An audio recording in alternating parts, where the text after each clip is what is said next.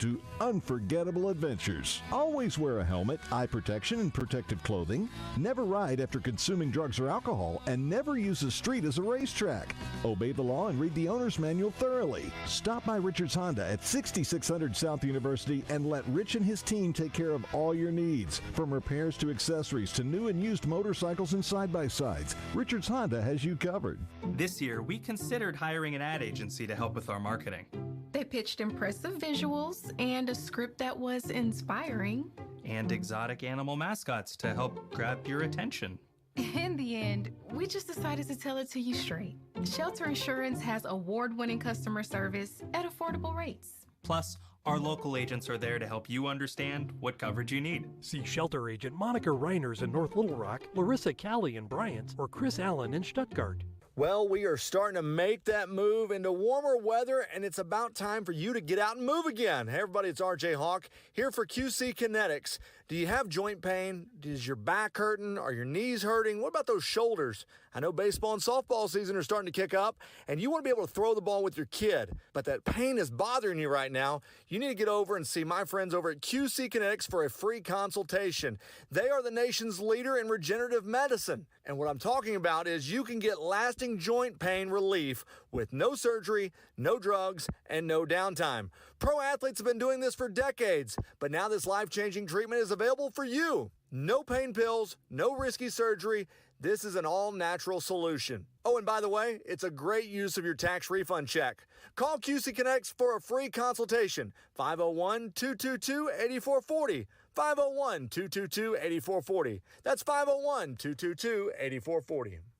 Megan Thomas for the new Antique Brick Outdoors. That's right, Antique Brick Outdoors has gone through a rebranding along with a warehouse move, so we have got to liquidate our overstocked inventory, which means huge savings for you. In fact, the biggest ever, 60 to 90% off retail pricing. We're talking sofas, rockers, dining, chase lounges, side tables, accessories, pillows, artwork, it all has to go.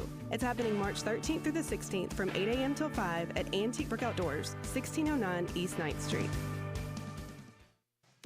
Imagine getting ahead of your irritable bowel syndrome with constipation or IBS-C by treating it with Linzess. Then you could start proactively managing your constipation with belly pain and get ahead of your symptoms. Talk to your doctor about Linzess, linaclotide. Linzess is a prescription medicine that treats IBS-C in adults. It's not a laxative. It's a once-daily pill that helps you get ahead of your symptoms. It's proven to help you have more frequent and complete bowel movements and helps relieve overall abdominal symptoms, belly pain, discomfort, and bloating. These symptoms were studied in combination, not individually. Do not give Linzess to children less than 2. It may harm them. Do not take Linzess if you have a bowel blockage. Get immediate help if you develop unusual or severe stomach pain, especially with bloody or black stools. The most common side effect is diarrhea, sometimes severe. If it's severe, stop taking Linzess and call your doctor right away. Other side effects include gas, stomach area pain, and swelling. Imagine, what could relief from IBS-C mean for you? Talk to your doctor and say yes to Linzess. Learn more at linzess.com or call 1-800-LINZESS.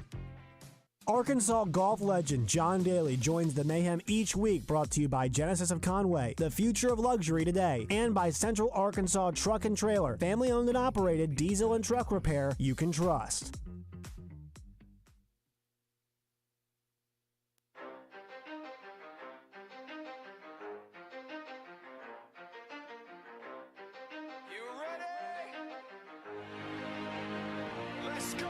You're in the zone, coming to you live from the Oaklawn Hot Springs Studio. Oaklawn, Arkansas's only casino resort. Now, here's Justin Acri and DJ Williams on the Buzz Radio Network. This is 10% luck, 20% skill, 15% concentrated power of will, 5% pleasure, 50% pain, 100% reason to remember the name. Like, he doesn't need his name up in lights, he just wants to be heard, whether it's the beat of the mic.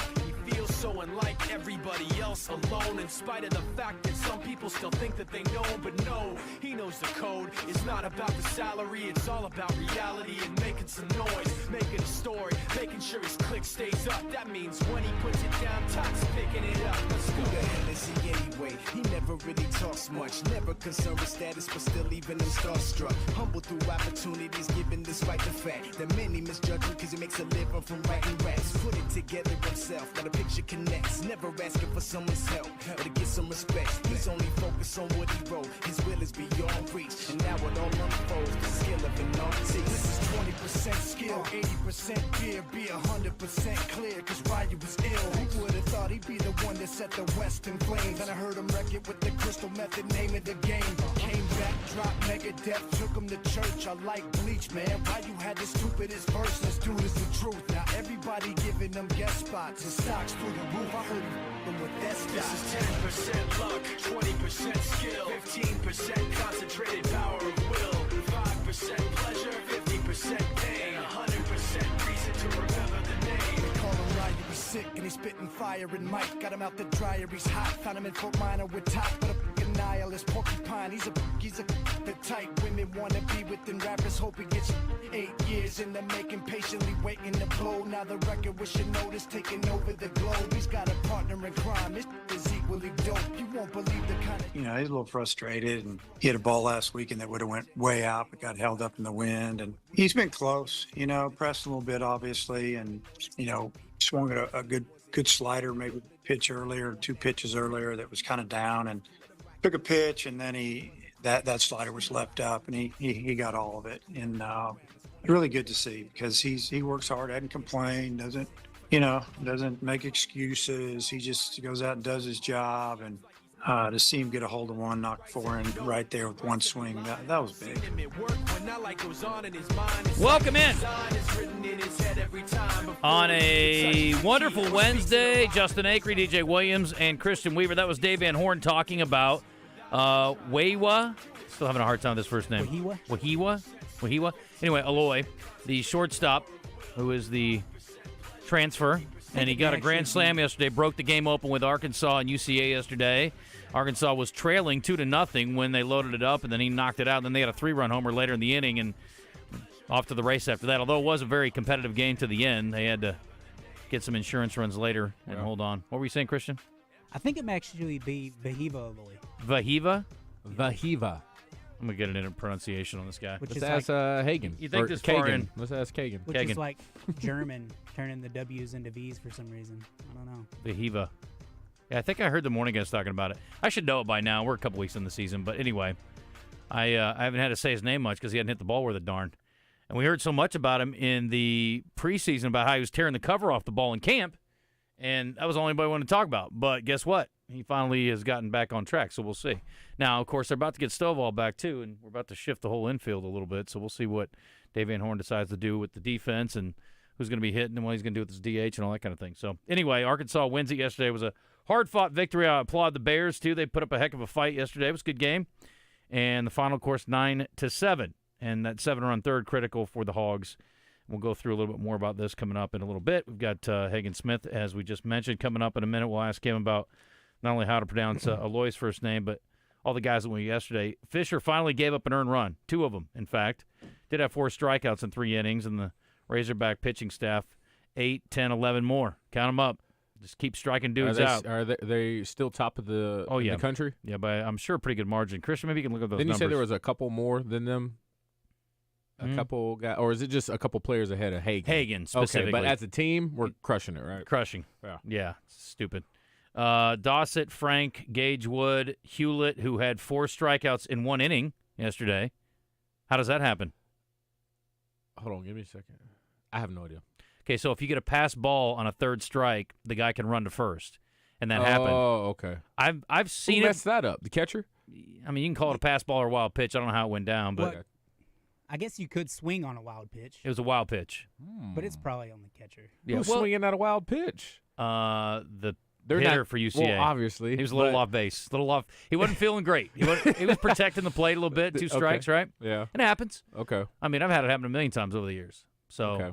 So a pitch so bad, probably hit the dirt, right? Yeah, probably. Okay. I I'm was with you. watching, but I don't remember that specific. I don't remember what the pitch looked like. But I remember the guy running to first, and then I was like, it doesn't matter. He's going to get the next dude anyway. But, yeah, 4 strikeouts in an inning. That's pretty cool. You don't see that very often. Not so cool for UCA. But, anyway, I thought their starter was pretty solid, and they had a couple guys come in behind him. They had a guy that had a multi-hit day, a 3-hit day, I think. Shaddle. Jaeger or Jaeger? Jagger. Don't know how you pronounce his first name. Shaddle. Let's go with Jaeger. And then Drew Sturgeon, the center fielder, had a couple hits yesterday, too. Sermonelli, good paisano. Bryce had a couple hits, too, and 3 ribbies. So it's some good performances. That's a good deal for them, and I'm happy for Coach. Again, I like the in-state stuff, and it was a good competitive game, and went down to the 9th inning. Arkansas didn't have to hit in the bottom of the 9th, of course, but UCA made them work for it. I'm sure LSU will make Arkansas work for it tonight, too. We're going to talk some hoops with Joe Kleine in the second hour today. And Arkansas hosting LSU after falling to them earlier this season by a pretty significant margin. It was 95-74 down in Baton Rouge. And this is an LSU team that shoots it pretty well, 36% from 3, but we've talked about Arkansas's perimeter defense and how it's improved significantly of late. And we'll see if that continues today as they take on LSU. That game is early start, thank God, since I'm doing the post-game show. 6 o'clock at Bud Walton Arena. And, again, Arkansas playing really well offensively at times. We saw what they did against Kentucky. They had about an 8-minute stretch before Vanderbilt switched to a zone. See if LSU follows suit tonight. Another interesting game is Kentucky and Vanderbilt tonight. And the line's only 18, I think. That feels like easy money, doesn't it?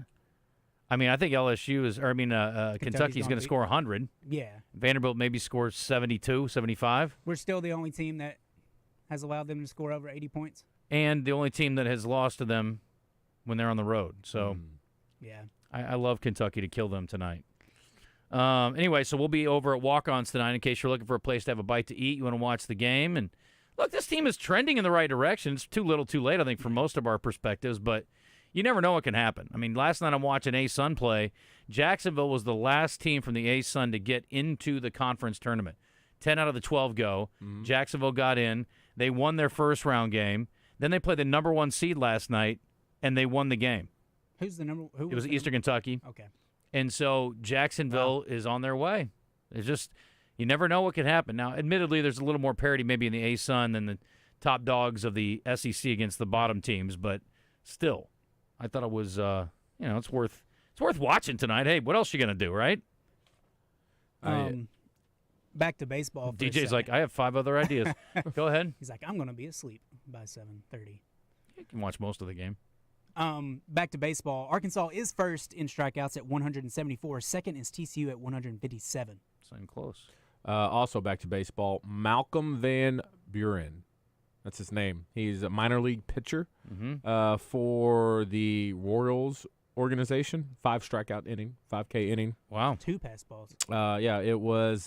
He plays for the Burlington, and that was in the Burlington Athletic Stadium when that happened. His team won 7-6. 5 Ks, 1 inning. That's a record. Must be Burlington, Iowa. I bet. I have no idea. It was. I wonder what the major league record is. 4.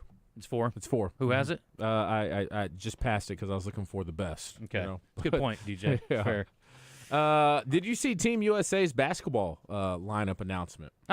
You know how they've been getting a lot of heat because a lot of the good players don't want to play. Christian, you may take time to confirm this as well, but Post just went out.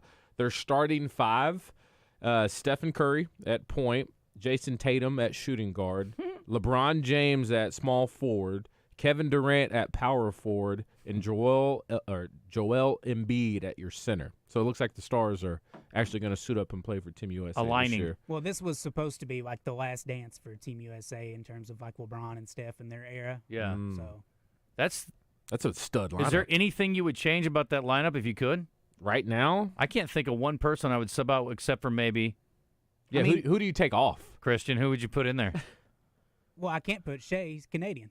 Oh, okay. Is he playing for the Canadian team? Yeah, he's on Canadian. Okay, I figure if you play in the NBA, you could play for whoever you want. No. Well, yeah, but isn't Embiid from Cameroon? Yeah, But so he's not got gonna play dual for the citizenship or something, so he can Okay. play for whoever. Anyway, Shea So- Gilgeous-Alexander's his guy. Okay. From All right. Oklahoma City. Yeah, who do you take out of that? I wouldn't take I mean, anybody. it would. The obvious one would be Tatum and replace him with somebody, but I wouldn't replace him. Why? Drew Holiday is the 6th man Okay, I might be able to do a little better there. I just saw that the Twitter context thing said USA basketball has not officially confirmed anything. Oh. So we'll see. Where did you get that from, though? I'll send you the post. Okay. What's the source? I'll send you the post. This is it's going around on Instagram right now. People are starting to freak out It about could be legit. I'll send you the post. But if that is confirmed, I mean, it is a Instagram page, news and media website. They have 1.2 million followers, basketball forever, and all they do is post basketball stuff. Tatum's 9th in the league in scoring. He's averaging, what is he averaging? Almost 20 a game. Yeah, I don't have any issue with him being averaging like 27 or something, isn't he? What am I looking at here? I just pulled up NBA leading scorers, and maybe I'm looking at the wrong. If that lineup is correct, has there? Yeah, he's averaging 27. Would you put them up against any former Team USA? Dream Team? Dream Team's still the Dream Team. I still think the 2012 team is better. Okay. LeBron and Kobe, D-Wade, and all them? Yeah. That's pretty filthy. Yeah. And the Redeem Team, 2008. Of those guys, actually, Kevin's the leading scorer, almost 28 a game. Wow. What about Booker? Yeah, where's Devin Booker at? Booker's got to be there. He might be my 6th guy. Yeah. Yeah. Curry is 8th in the league in scoring, as much as the Warriors have, not been great. Hey, they turned it around recently. Tatum is 9th at 27 a game. I don't have any issue with any of them. Anthony Edwards on the team? He should be. Has he gotten a medal in international play for the United States? I don't think he was on that last Olympics team. I need him on there too. You need him on there? Yeah, I want him. He's a baller. Oh, he's awesome. Yeah. What about now? If SGA was American, replacing Tatum with him would be obvious. What about Cat? He used to play for Dominican, but I think he can play for Team USA. I'm not sure if he is. And I'm assuming Giannis will play for Greece.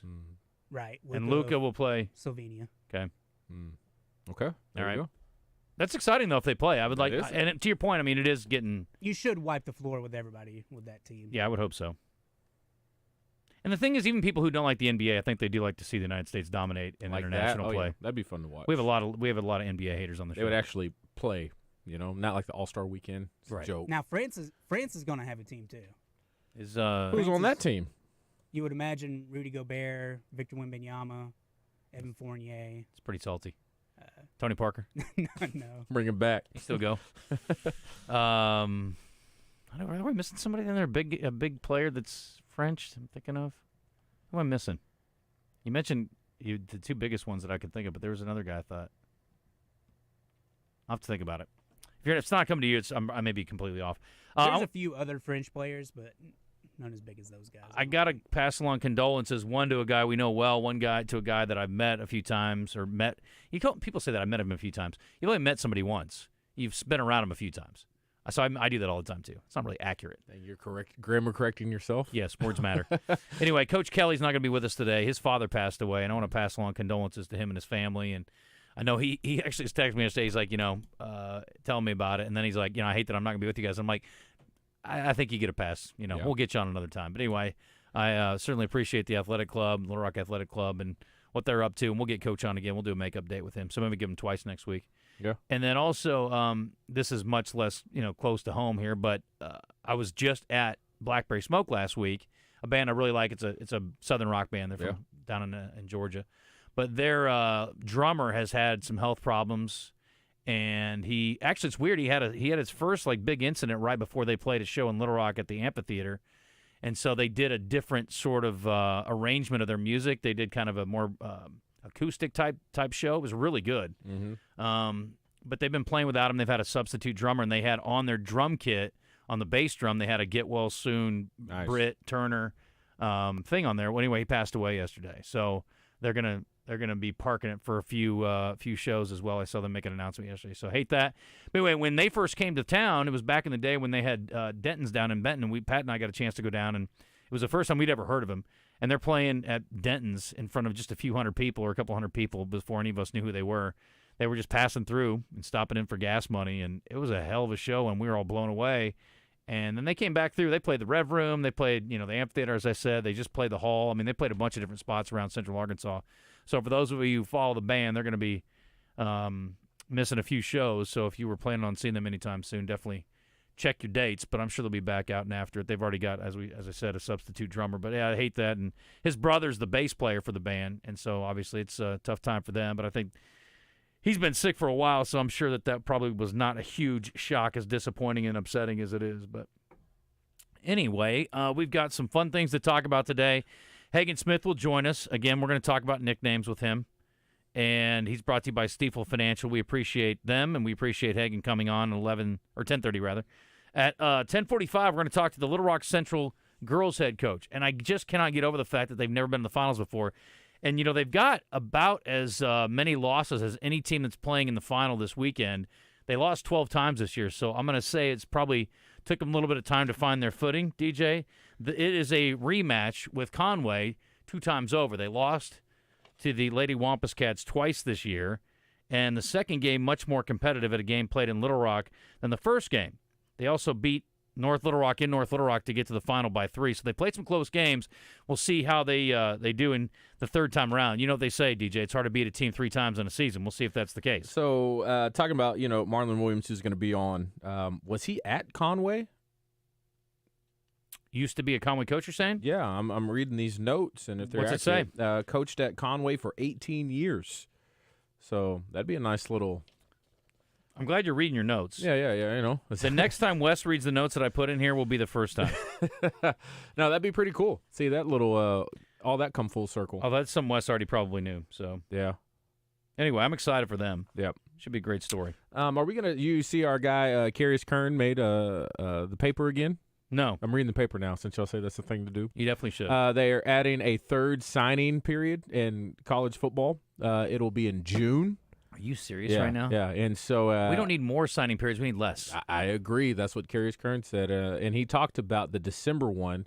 He wasn't a fan of that one. He said he should just keep it as it is in February because that does nothing but benefit coaches to lock these players down, and then after December they decide to go to a different school. Now these players are already locked down, and if they choose to decommit, they're looked up as people who can't commit to anything. Right. So I get that one, and I think high school coaches are having a problem with this new June signing period. I believe a lot of top coaches here in the state had their choice words about it as well. Interesting article in the Democrat about that. Very much. We've also got, for your benefit today, DJ, I did this just for you. For me? Matt Hall, the former Harding Star, now CAC head coach, is going to join us at 11:30, and they're playing the second game of the day. Gosh, that's tomorrow. Yes. In the 3A boys final against Bergman. So Bergman and Central and Farmington all have their boys and girls there. So the atmosphere should be phenomenal for those games. Yeah. And I think CAC will bring a ton, too, because they've had a great season, and looking forward to talking to Matt Hall and talking about some of his key stars. They lost at Bergman earlier this season, but it was very early. It was in November, and it was at Bergman, and I think they were having a little tournament because they played Bay, I think, the next day. Okay. No score on that game? Yeah, I have it. 65-46. Oh. Yeah, but a lot of things have changed. Promising. Well, look, Conway beat Central by 20 the first time, and they beat them by 3 the second time. So basketball's weird like that. Okay. Iowa State lost at BYU earlier this season by almost 20, and they got them back in Ames tonight. I'm going to guess they don't lose by 20 tonight. What do you think? I would guess you're right. They're a 7.5-point favorite. Anyway, so we got all that. And then our friends from the Food Bank are popping in. DJ, Claire's coming up. You set this up? That is next Wednesday? It's a week from today. Yes. Oh, I thought it was today, too. God's sakes. We got to get on the same page. We got to get you on the calendar first and foremost. It is on the calendar. For today. Oh, that's funny. Move. Ooh. Claire. Next Wednesday, 12:30. We're in it. Next Wednesday, we're busy. Can't do it. Evady's freaking out right now. That's my bad. Funny. It's all good. Claire. Edit. All right, DJ, what else we got today? I guess we got Joe. We're gonna. Do we have Joe? Joe Kleine? Never heard of him. No, never heard of him. No, yeah, maybe, and he's a little busy right now. He's gonna join us at 11:10. Join us at 11:10. I don't care if he's at LSU. Also, there's a lot of rumors starting to go around from an article that Kevin McPherson put out. What does he know? Apparently, sometimes a few things, but it's starting to. The rumors are starting to catch a little fire on Coach Muss being here being next named year Coach or of not. the Year. Oh. So I guess a lot of people have been asking. I got my phone blown up yesterday and today asking what all that is about. So, I mean, I really don't even know. I have nothing. Maybe Joe knows something about that? We'll ask him. We sure are going to ask him. Sounds good.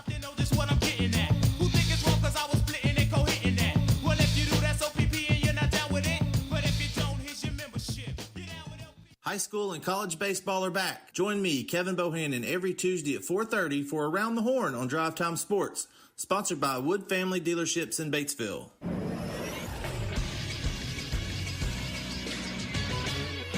This is Sports Center. Arkansas baseball made its 6 straight victories yesterday with a 9-7 win over in-state rival UCA at Baum-Walker Stadium in Fayetteville. Vahiva Aloy had his first home run as an Arkansas Razorback that put the Hogs up for good as they hung on once again to win 9-7. Arkansas is 10-2 overall. They will host McNeese State this weekend on a Friday, Saturday, and Sunday series. Arkansas basketball has its final home game of the season tonight as they take on the LSU Tigers. This game is at 6 o'clock. It'll be on the SEC Network. You can also catch it right here on 103.7 The Buzz. You can catch the Gwatney Buick GMC Gwatney Chevrolet postgame show live from walk-ons with Justin Acri and Wes Moore following the game. I'm Josh Neighbors for The Buzz Radio Network.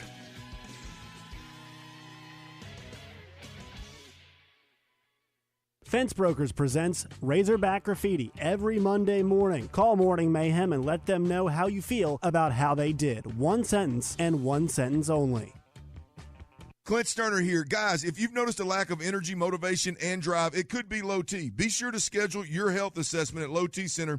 For established patients, they offer the convenience of physician-monitored self-inject at-home testosterone treatments with an average payment of $150 a month cash pay, including labs and medication. If you need the convenience of at-home treatment, Low T Center makes it easy. Shipping treatments directly to your house. Go to lowtcenter.com now to book your appointment online. Low T Center, reinventing men's healthcare. This is Pat Bradley for Brewskis. Everybody thinks about Brewskis for watching sports or having a great night out. But what about Brewskis for lunch? Both locations open at 11 a.m. 7 days a week with all your pub grub favorites. Friendly service, kitchen all-stars are ready to serve you. Or, if you're not in a hurry, have a couple cold ones. Happy hour starts at 11 a.m. too. Brewskis, you're home for lunch, happy hour, and late night now with 2 locations, downtown Little Rock and the brand new location in Lakewood Village, North Little Rock. It's Justin Acri for Certa Pro Painters. It's a company I've used for years for many projects, inside and outside over the years, and soon you'll be able to say the same, and you'll be happy that you can. I don't know what I'm doing most of the time, but Certa Pro does. They'll walk you through the process, help you pick out exactly the right color of paint for whatever room you're trying to redo, and they're going to leave behind a beautiful, clean project. You won't even know they were there other than the project being done, and your wall's looking great. Each Certa Pro Painters business is independently owned and operated, so get them on the case as soon as possible. Schedule your free estimate at CertaPro.com. That's Certa with a C. Connor has cash. Once again, Connor has cash at the Pickles Gap Weapon Shack in Conway. Connor will buy your used weapon, or he will buy your entire collection. Once again, Connor has cash and he wants to buy your used weapons at the Pickles Gap Weapon Shack, Highway 65 North in Conway. UMS Health Orthopedics and Sports Medicine presents Hannah Gamble each week when she joins the guys on Morning Mayhem. UMS Health, the official orthopedics and sports medicine provider for the Arkansas Razorbacks. Too busy to call into the show? Text us on the Southern Structural Solutions text line at 501-661-1037 or message us on our live fan feedback. Now, back to the Zone.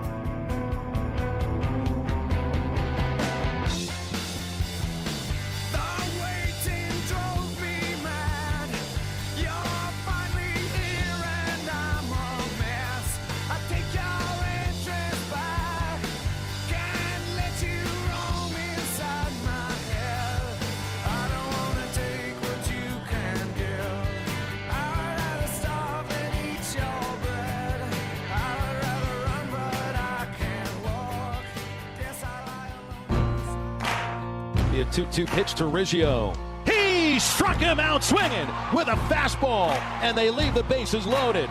Hagen Smith comes up golden. The Zone is once again joined by Razorback ace pitcher Hagen Smith. Smith is coming off a season where he was 8-2 with 109 strikeouts and 71 innings pitched.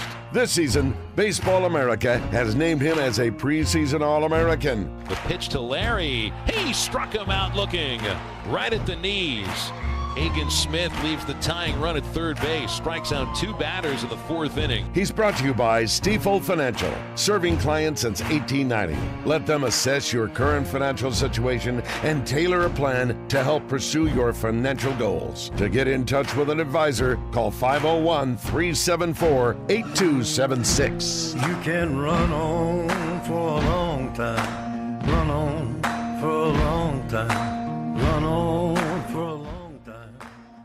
Turn our mics on there. Hagen Smith joining us in the zone on the Brandon Moving and Storage Hotline, brought to you by Stifel Financial. What do you say, Hagen? How are you? I'm good, Ariel. We're good. Everything's coming up roses. I guess every time we talk to you guys haven't lost from our previous conversation. It's probably going to be pretty good. That means we got to keep this thing going, Yeah, right? That's how that works. I don't know if we're the good luck charm, but I'll take it. Oh, yeah, we'll take it too. I want to get to it. Well, we will. Yeah, I want the name. Yeah, I know you're. Well, you want to wait for it? Yeah, you just I just got to know. You just ready to roll. I am. There's no nuance with DJ. No. He's a dive-in guy. I got to know her. Okay, so I don't know if you changed numbers or not, Hagen. Or you either just ignore me because you got other stuff going on. But I had a couple pops the other night. And I was like, we got to get a nickname for Hagen Smith because you kept striking dudes out. I was like, what about Kagan Smith? But I think we spell your name with a backward K. And then somebody sent in the other day. They sent in. DJ hates this. I don't like this one. Hagen the Stallion. No. And I was like, that's pretty funny. Yeah. Do you have a nickname officially right now or not? No, I don't have any nicknames, honestly. Most people just call me Hagen. Okay.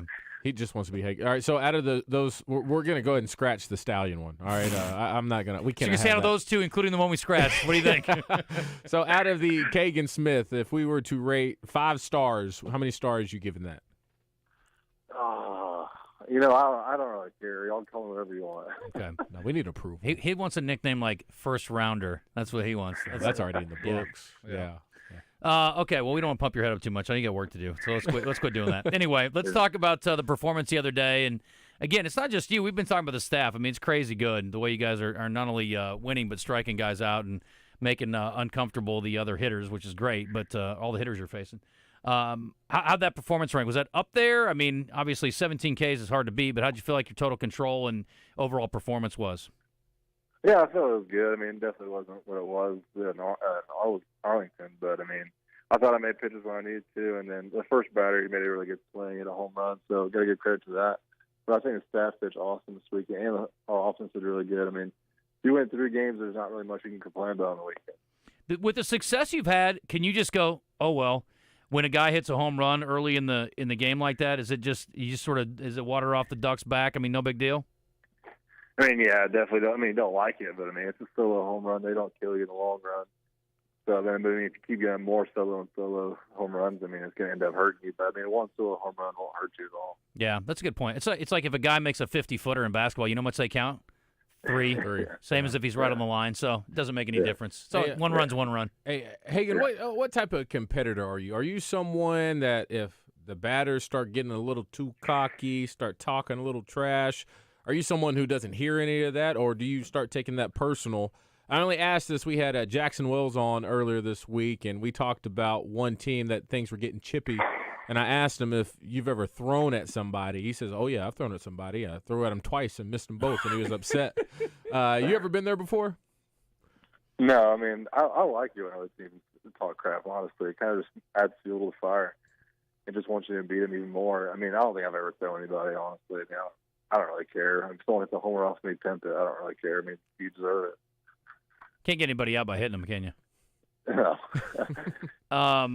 So I'm looking at the going back to the game. I mean, it was a really pretty dominant performance outside of the one home run. I mean, 1 earned run, 1 hit, 6 innings. I mean, we talked about pitch count last week, and you were at 81, pretty efficient. Was there any thought of going back out in the 7th? No, I mean, not really. I mean, that's kind of what we talked about. And then, like I said last week, I mean, we have so many guys in the bullpen. So, I mean, I know they're going to go out there and throw 0, so I can always trust anybody that comes out of the pen after me. Do you have any thoughts that you'll have a complete game this year? Is there any consideration for that? Do you think that'll happen? I don't know. I try not to look like stuff like that. I mean, it'd be awesome if I did. But I'll just go out there and compete my butt off and make pitches. It is funny because we're having to keep up with the roster, not only with the pitching staff. I mean, I've seen more pitchers I think this early in the season than maybe ever, and it's pretty typical time of year for that. But it's crazy, and not only the number of guys, but the quality of the pitches that these guys are throwing, the ability to get guys out. It just doesn't seem to matter whether it's midweek or the weekends. And then offensively, you have so many weapons. I mean, hell, you got a few guys battling at catcher and mixing at DH, and then one of your best players hasn't even stepped on the field yet. It's pretty wild, the amount of talent that's on this team. And I sort of applaud and also feel for Coach Van Horn because there are a lot of moving parts to try to put the right pieces in place. Yeah, I mean, I couldn't do what he does. I mean, he's one of the best at it, if not the best. I mean, we have so many guys that he can plug in there. I think he does a good job of mixing in people early in the season and trying to see what people can do. I mean, everyone that I've seen go out there, they've pretty much proven they can play. So I mean, it's hard for him to go out there and try to set a set lineup. I don't think that's what we're going to have this year. I think it's going to be mixing guys in and out. I would say what helps with that, Hagen, is a team who is all in, and kind of take out the whole selfish aspect. Obviously, Peyton Stovall, when he starts getting healthy, he'll be back in the lineup. Would you say from the time you spent with this team, everyone understands we have to get him on the field? There's no doubt about it. And that means somebody has to take a step back, or will it just be open competition again of you got a lot of guys who just want to play and contribute?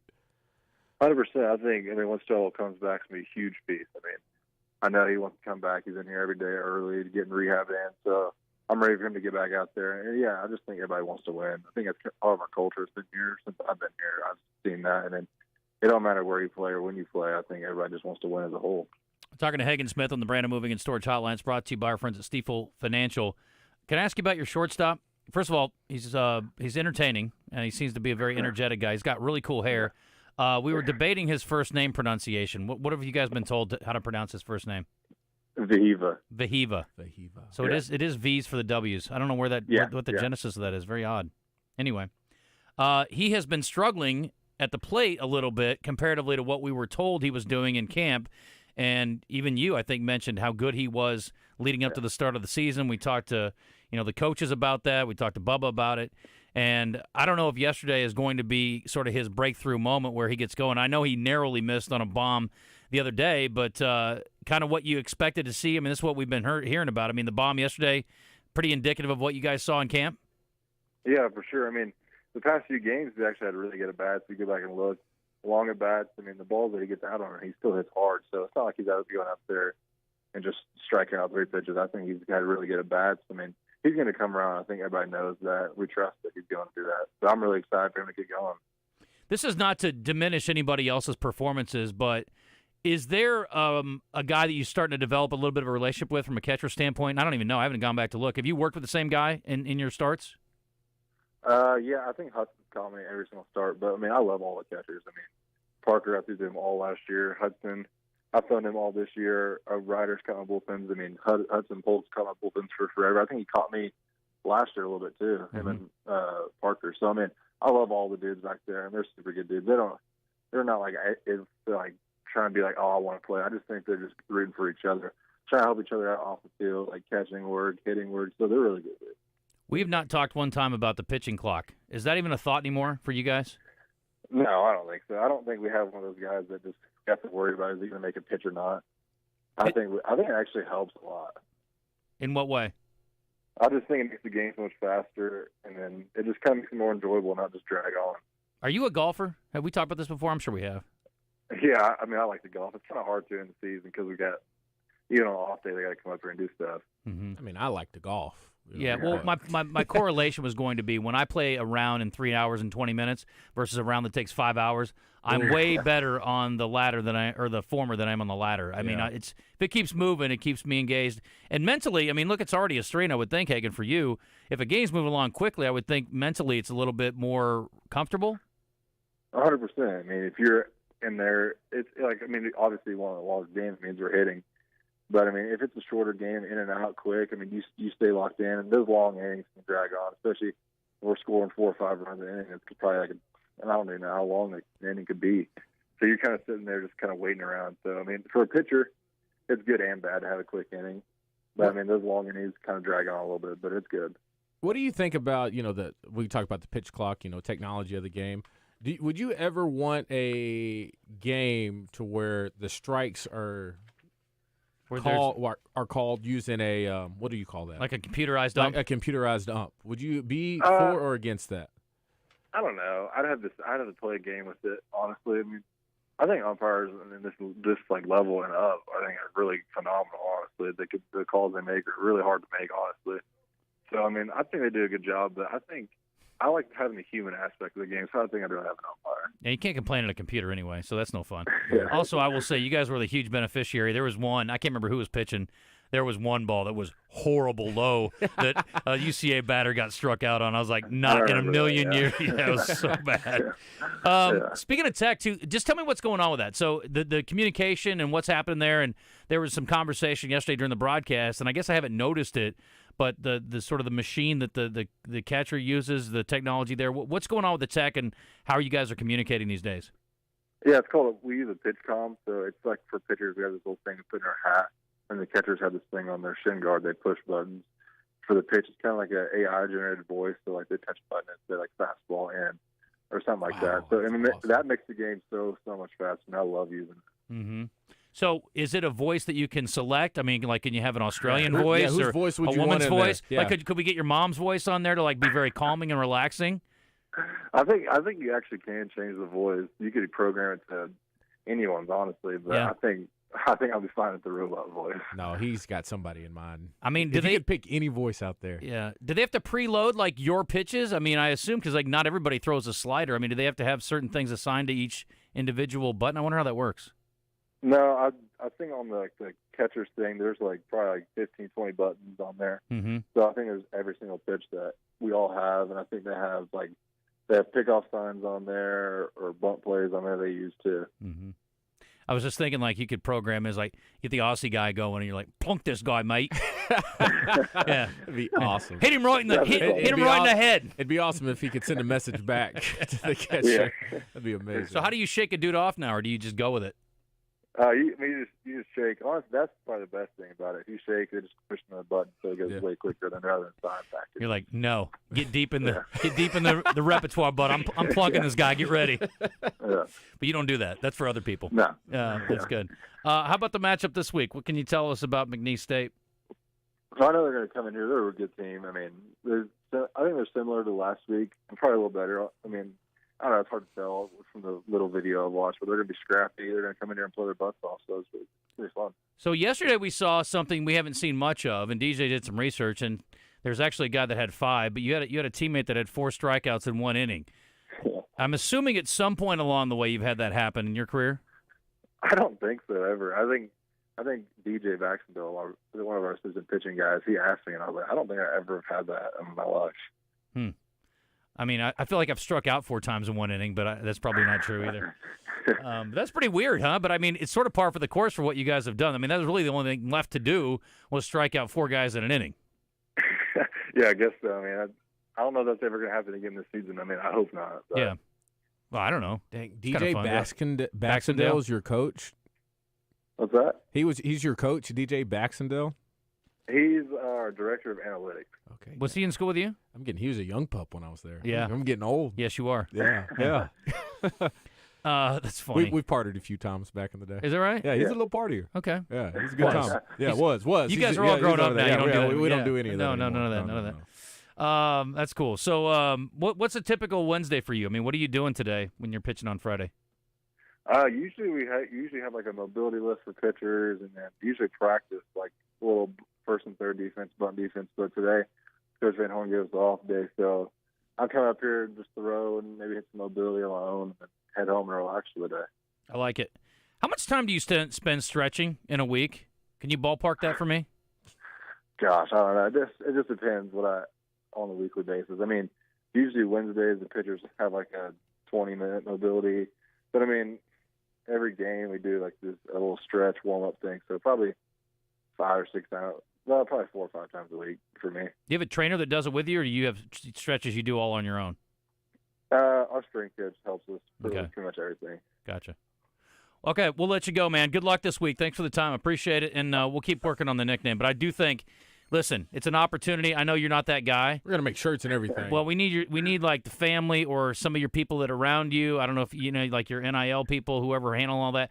We got to work on a brand. Like you got a backward K Hagen, Smith. I think it's a thing. I really do. I think we need to look into it. I feel like if he liked it, he'd be like, yeah, I like that one. It doesn't matter if he likes it, because guess what? We can make him some money with it. Yeah, that's what we're trying to get some dollars. I'm here for you, and it's going to be a pittance compared to first-round money, but still. Anyway, you keep doing your thing. We'll leave you to it, and appreciate the time. We'll talk to you next week. All right, thank you. All right, take care. Hagen Smith, always fun. Thanks to Stifel Financial. Yeah.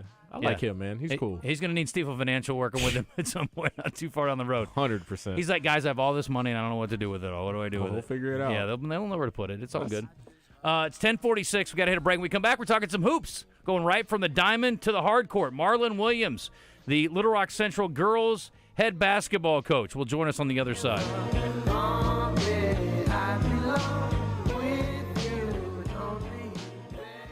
If you are looking for a safe and loving home for you or your loved one, visit Heartland Rehabilitation and Care Center. Just 15 minutes from Little Rock and Benton, our skilled nursing staff is dedicated to providing quality long-term care and short-term therapy. Visit heartlandrehabcenter.com.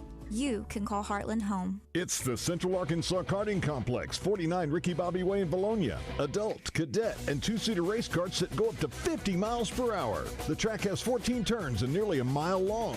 It's time to go racing at the Central Arkansas Karting Complex in Bologna. Are you ready for a better forklift experience? River Valley Tractor and Castle Forklift have teamed up to manage your material handling needs.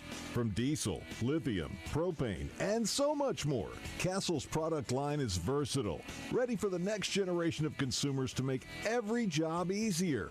Step into the future of forklift innovation. Choose Castle. Visit River Valley Tractor, your authorized Castle forklift dealers in Central Arkansas. This is the Pigskin Preacher, bringing you the word. During the height of the Cold War, President John F. Kennedy visited the beleaguered city of Berlin. With the city and Germany itself divided by communism, Kennedy pointed out the stark differences between the free world and the communist world by saying, "Let them come to Berlin." To those who saw communism as a wave of the future, let them come to Berlin. Freedom has many difficulties and democracy is not perfect, but we have never had to put up a wall to keep our people in, to prevent them from leaving us. The backbone of America has always been small businesses like Doublebee's. We're in 34 locations across the great state of Arkansas. We serve our local communities because we live in our local communities. Doublebee's. It's where you gas it, grab it, and go. That's Doublebee's. Is your Oaklawn Thoroughbred racing action so close you can feel it? Or is it the view from your trackside luxury suite?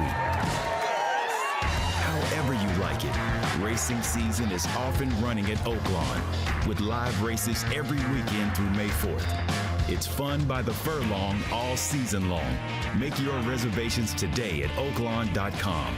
What's your Oaklawn? Gambling problem? Call 1-800-522-4700.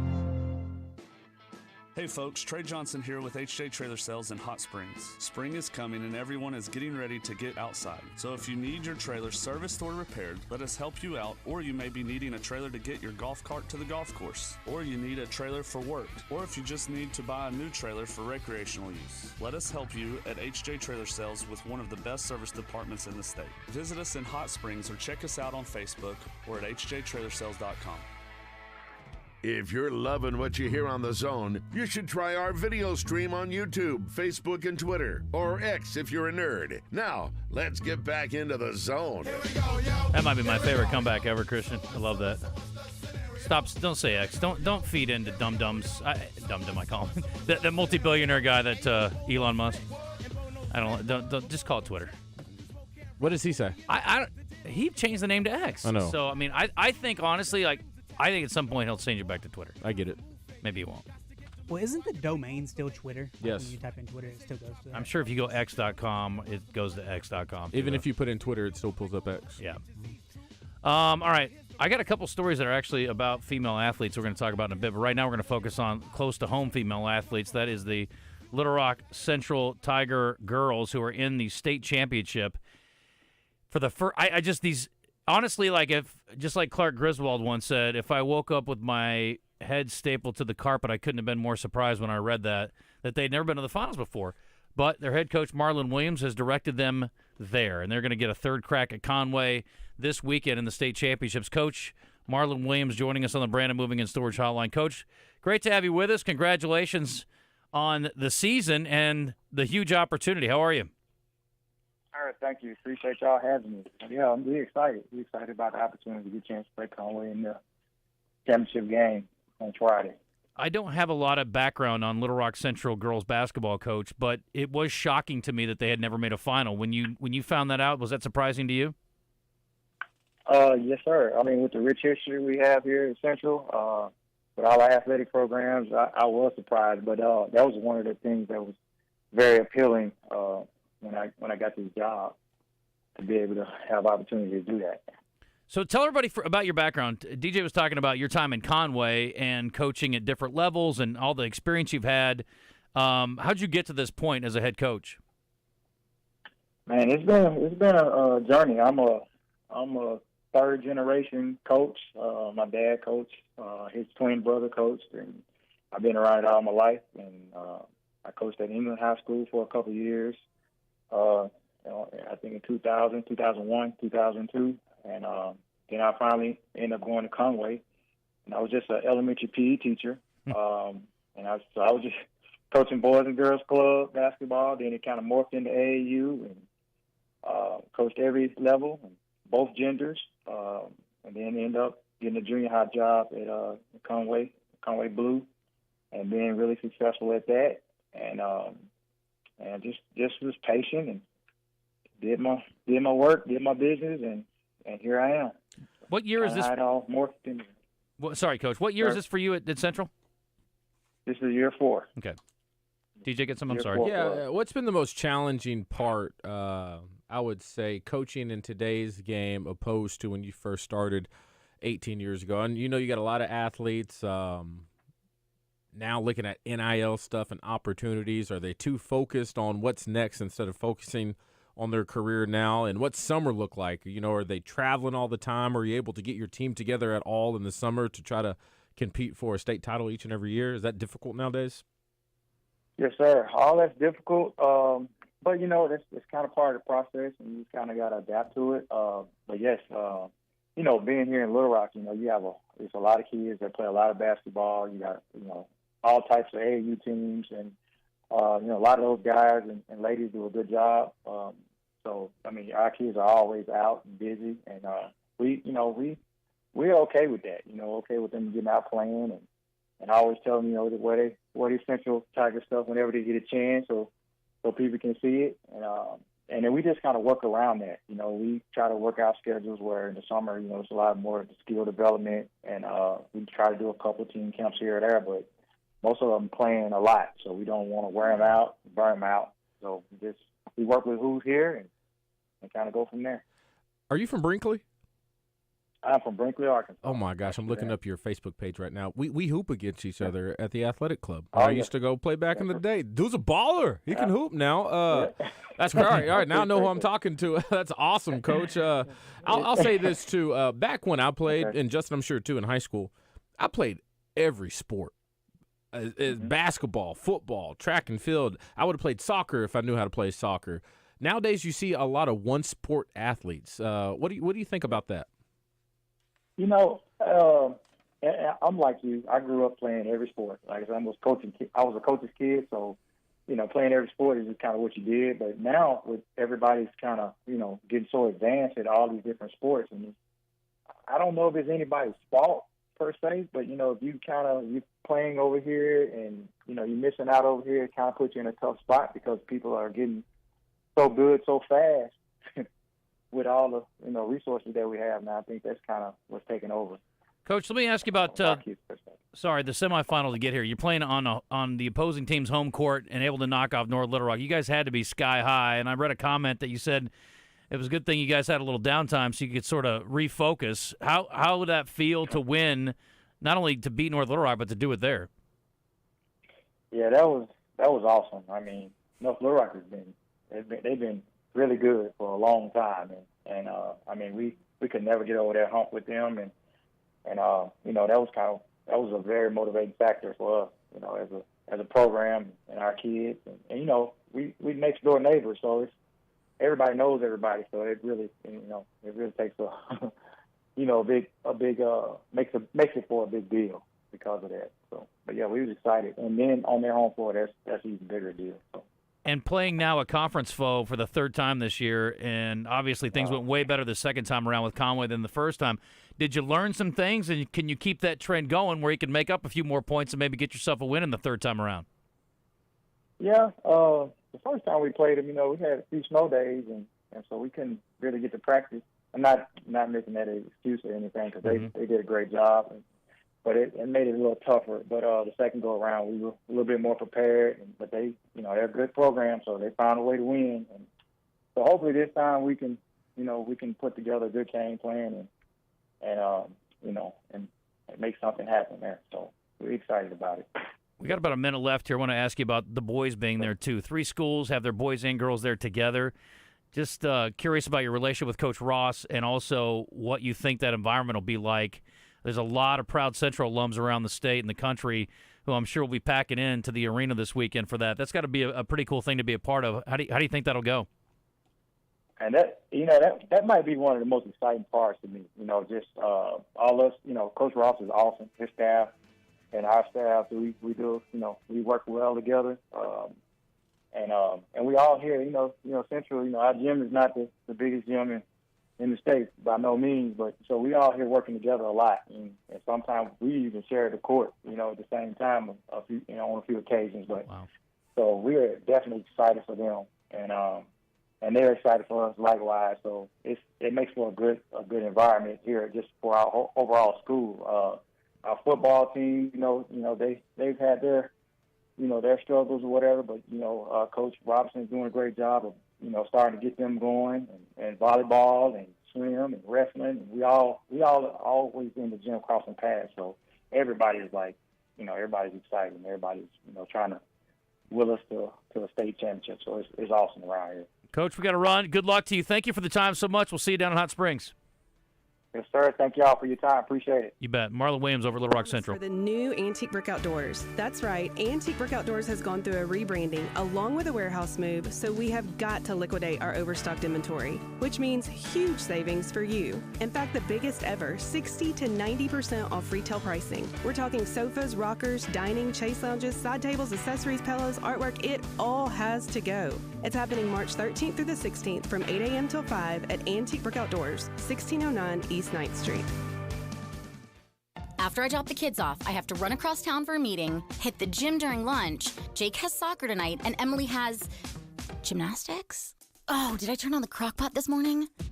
With a never-ending to-do list, it's easy to forget something important, like setting up a life insurance plan with Shelter Insurance. Your local Shelter agent can show you how to create a safety net for your family. Shelter Life Insurance Company, Columbia, Missouri. See Shelter agent Matt Warden in Little Rock, Seth Hobbs in Bryant, or Nick Gennardi in Sherwood. 103.7 The Buzz is your home for Arkansas Razorback basketball. Coverage is brought to you by Kaufman by Design West, Gwatney Chevrolet, Gwatney Buick GMC, R-Care, and Parker Cadillac.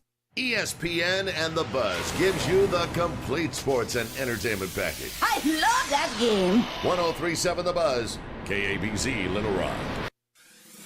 Buzz News with Channel 7's Cassandra Webb.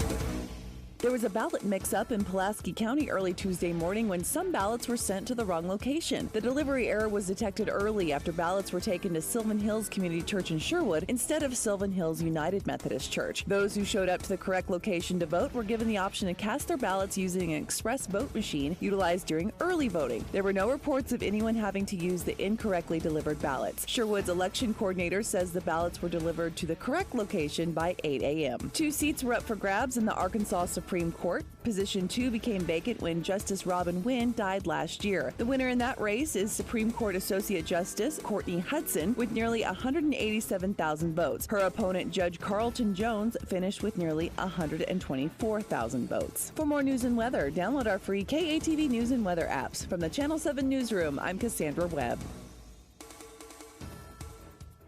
For interior, exterior, commercial, and residential painting, hire the pros at CertaPro Painters. Get your free estimate at CertaPro.com. That's Certa with a C. Weather from the Fletcher Weather Center with Channel 7's Melinda Mayo. A pretty nice day today, a little bit cooler and less humid too, and a break from rain chances. Partly sunny, a high around 70, and tonight's low drops down to 52. Good rain chances, though, return for Thursday and Friday. From the Channel 7 Weather Center, I'm meteorologist Melinda Mayo.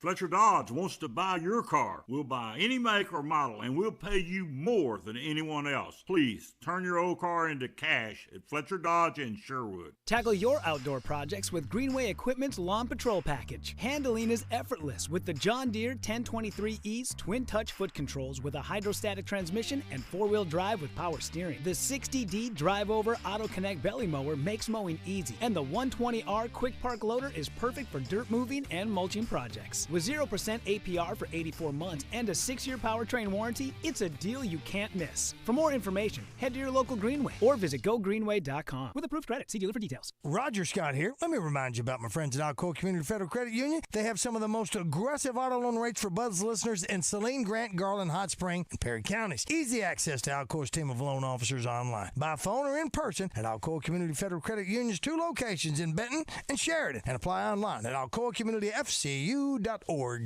Ride free, ride bold. Richards Honda wants you to immerse yourself in the Honda Rebel 500's untamed spirit of rebellion, reigniting your passion for the open road. With the ageless allure of cruiser styling and the versatile power of a twin-cylinder engine, this exceptional machine seamlessly blends form and function. Equipped with state-of-the-art enhancements, including full LED lighting, a slipper assist clutch, and optional anti-lock braking. Richards Honda at 6600 South University is your place to find unrestricted bliss on highways and twisties alike as you transform ordinary journeys into unforgettable adventures. Always wear a helmet, eye protection, and protective clothing. Never ride after consuming drugs or alcohol, and never use the street as a racetrack. Obey the law and read the owner's manual thoroughly. Stop by Richards Honda at 6600 South University and let Rich and his team take care of all your needs. From repairs to accessories to new and used motorcycles and side-by-sides, Richards Honda has you covered. Some people aren't easily inspired. They require a little more craftsmanship, more elegance, more excitement. Some people are inspired and see the future before it's here. They see the GV70 for its selection as a car and driver 10 best, GV80 for its soft quilted leather, reclining and heated second row seats, and for its IIHS top safety rating. What inspires you? The all-new Genesis of Conway, the future of luxury today. Get the one and done you want for your dog's monthly protection. NexGard Plus, a Foxalon or Moxidectin and Pyrantel chewable tablets. Protects against fleas, ticks, heartworm disease, roundworms, and hookworms. All in one delicious, beef-flavored soft chew. Use with caution in dogs with a history of seizures or neurologic disorders. Dogs should be tested for existing heartworm infection prior to starting a preventive. Ask your vet about NexGard Plus chews. Getting quality employees to fill positions in your company is essential, but finding those people can be a major hassle unless you use ZipRecruiter. ZipRecruiter makes finding quality people a breeze. ZipRecruiter's advanced technology identifies candidates with the right skills, sends you great matches, then you can easily invite them to apply. 4 out of 5 employers who post on ZipRecruiter get a quality candidate within the first day. See for yourself. Go to ZipRecruiter.com/free to try ZipRecruiter for free. That's ZipRecruiter.com/free. At the heart of historic downtown Russellville, the Old Bank offers an upscale dining experience. With the freshest ingredients and creative touches, their menu has an item for everyone. From their signature lump crab cake to a classic blue cheese poutine, BLT wedge salad to hand-cut prime steaks. They aim to cater everyone. And that's not all. Upstairs at the Old Bank, you can enjoy live entertainment Tuesday, Thursday, and Saturday with trivia, comedy shows, karaoke, live music, and more. Old Bank in downtown Russellville. Hey Razorback fans, it's Quinn Grovey. Check out the new location of Bell & Sword in Conway. Suits, shirts, vests, also polos with Arkansas logo gear from Johnny O and Peter Millar. A store within a store with Arkansas-made Martin Dingman shoes and leather goods. Fantastic service with a tailor-on staff to fit you perfectly. Go to the new location, Bell & Sword, 1011 Oak Street, Conway, or on Facebook and Instagram.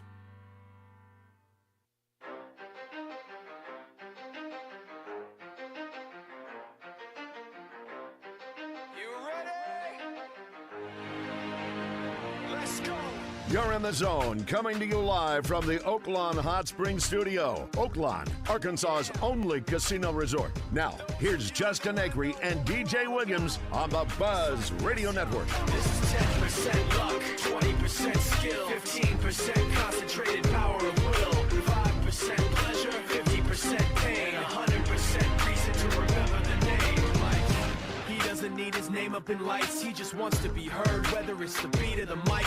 He feels so unlike everybody else, alone, in spite of the fact that some people still think that they know him, but no, he knows the code. It's not about the salary, it's all about reality and making some noise, making a story, making sure his click stays up. That means when he puts it down, Todd's picking it up. Let's go. Who the hell is he anyway? He never really talks much, never concerned with status, but still even him starstruck. Humble through opportunities given despite the fact that many misjudge him because he makes a living from writing raps. Put it together himself, now the picture connects, never asking. The quarterback battle, there's basically probably 5 guys in there vying for that spot, obviously with Talon and Malachi and Chris and I like Ledbetter. I mean, him coming over from baseball, he's done a nice job of showing his leadership ability and everything. And then I think we've got something special in KJ Jackson for our future, and so we need to figure out all that kind of stuff. And excited to get going with that battle. Red, white report. We'll talk to Joe Kleine here in a minute about some hoops. Arkansas hosting LSU tonight. At least we're going to try to. See if he answers. He may be busy going to the LSU shoot-around. Hopefully not switching teams on us. But he'll be on the call tonight for the SEC Network. I didn't even look to see what it was, actually. Christian, did you see that? It is SEC Network. Thank you very much, sir. Thank you very much. Mike Morgan with Joseph. And Chuck and Coach Z tonight, too. Anyway, spring football practice is underway. You just heard Coach Pittman talking about the QB battle there. And linemen in the news. Arkansas lost one yesterday. A highly touted offensive lineman from Maumelle. Andrew Chambly has decided to sayonara. And maybe from football. Certainly from Fayetteville. I heard about that. I heard he wants to stay up. He maybe wants to stay at the University of Arkansas. But just not ball? That's what happens when Petrino comes to town, man. It's tough. Andrew Chambly just lost a love for the game and decided to start his college as a regular student career. Lost his love for the game. I've never heard it described quite like that. That's what Petrino will do, man. I mean, they haven't even really had any practices yet. Football's not fun, sir. You know the line. Zero fun, sir. Zero fun, sir. That being said, I think he's a great kid. Great parents. His parents are amazing. Dude, he was at our countdown he was at the countdown year. kickoff. Yeah, his family was there. It was great. They're at every game. So supportive. He's a good kid. But like you said, power to him. If he doesn't like it, that's not a sport you can play if you don't like. Yeah, no, there's too you much gotta work. love it. Yeah, you gotta love it. What's the easiest sport to play if you don't like it? Dang, what requires the least amount of work? Like if you try to make it in that sport, like for a career. Just like I think just playing it generally. Ping pong? I don't know. That's not a sport. Anyway, here's Coach Pittman on the linemen who are there. The guy that I've been really impressed with is Marion Harris. Some of the things that he's been able to do. I think, he's been here. Waiting your turn is not really a very good, but he's been patient with his opportunities, and I think he's ready to move on up, and he certainly is working like that. Yes, he is. Let's see. Baseball yesterday, got in a bear fight, and the Hog able to escape. 9-7, the win for Arkansas over Central Arkansas. Next up for the Razorbacks, we just talked to Hagen Smith about it. If you missed the interview, I thought it was pretty enlightening. Talked about a few different things. But you can catch that on our podcasting sites. Next up, McNeese State. Cowboys coming up from Lake Charles. You ever been down to Lake Chuck? I have not. Not a bad town. Got a couple nice casinos down there. Southern Louisiana. Good food? Southwest Louisiana. Yeah. Always good food, spots. right? Yeah. Nice spot. Anyway, hopefully they take a nice trip to Fayetteville, enjoy the cooler weather, and get creamed this weekend. Yesterday, something weird happened in baseball. Not that Arkansas won. Not that Arkansas struck dudes out, because that happened a lot too. Again, no offense to UCA, but 11 in the game, and that's kind of par for the course with this team this year. But Stone Hewlett struck out 4 Bears in 1 inning. It's not something you see often. You know, Stone, we got him up and down. We jokingly said like 7 times in one day the other day, and felt bad about not getting him in. And, you know, we had a chance to get him there with those lefties. We said he needs to pitch. And he came out. He did a really good job. You know, he got a little break on that fastball that rode up and in on the lefty. That ended up being a foul ball. But, you know, slider was nasty. Lefties have a lot of trouble with him. They do. Riders aren't having a whole lot of fun with them either. No. Anyway, so kudos to the staff. And, again, we get back to baseball this weekend. Basketball tonight will be at Walk-Ons for the Gwatney Chevrolet Gwatney Buick GMC postgame show. If you want to join me live over there, maybe pick up a bite to eat. DJ, you want to come out? A little redfish maybe. What time? A little shrimp and grits. Game's at 6. You know, postgame show probably start about 8:45, 9:15. You don't have to be there for the postgame show, but you want to come over and have dinner? Be happy to. Lady wants to go to the movie tonight. What movie we want to go see? Dune 2. Dune 2? Yeah. What time are we going? Early enough before 4:30. Yeah, as soon as possible. All right. Well, I will be there. Looking forward to it. Arkansas, of course, got smoked the first time in Baton Rouge, and hopefully they can have a little better performance this time around. 79th meeting. 69 since they joined the SEC. Christian? That's nice. It is. Arkansas won 4 of the last 6 overall and leads the series in games played in Fayetteville 23-8. That's where they are tonight. Go get you some. And, of course, Caleb Battle on an historic run here. 3 games in a row, 30-plus. 42, 36, 34 on 3. Ready, break. Dude is lighting it up. Let's hope it continues tonight. And his run at the free throw line is dumb. 45 of 49 the last 3 games, DJ. That's 15 a game to you and me. We had a question. Any Razorbacks make any postseason teams? No. No, right? Scoring is not enough. No. The world is not enough. No. They are defending the 3 better, and I hope that continues tonight because it's a good 3-point shooting team from LSU. They are at 36%, which has them in the top 85 in the country, which may not sound like much, but there are 370 teams that play Division I men's basketball these days. There's a lot. Yeah. Maybe not literally 370, but a lot. There's a lot. By the way, here's an interesting thing. Tremont Marks averaging 17 a game. That leads the Razorbacks. Caleb Battle's second. But in conference games only, I took a peek at that, and Caleb has raised his numbers to – oh, I'm wrong. He's actually dropped a point. Tremont Marks exactly the same number in regular season and in SEC. That's crazy. Yeah, SEC only Tremont Marks 17.1. And in overall, 17.1. You don't see that very often. Efficiency? Exactly the same number. So what? What about efficiency? Is efficiency dropped? Or is it the same? He is shooting 45% in SEC games and almost 50% in overall. So still pretty good. Anyway, for a guy that has to take as many tough shots as he does, and of course Battle takes a bunch of tough ones too, and lately he's just been getting fouled in the process. Arkansas women back on the court tomorrow, I believe, against Auburn in the SEC tournament. So they are prepping for that. I did reach out to try to get Coach Neighbors on a couple of times, and I've been ghosted, so I'm assuming he's more than busy getting his team ready. But it's been a tough finish of the regular season, and they've been shorthanded. It isn't an easy situation.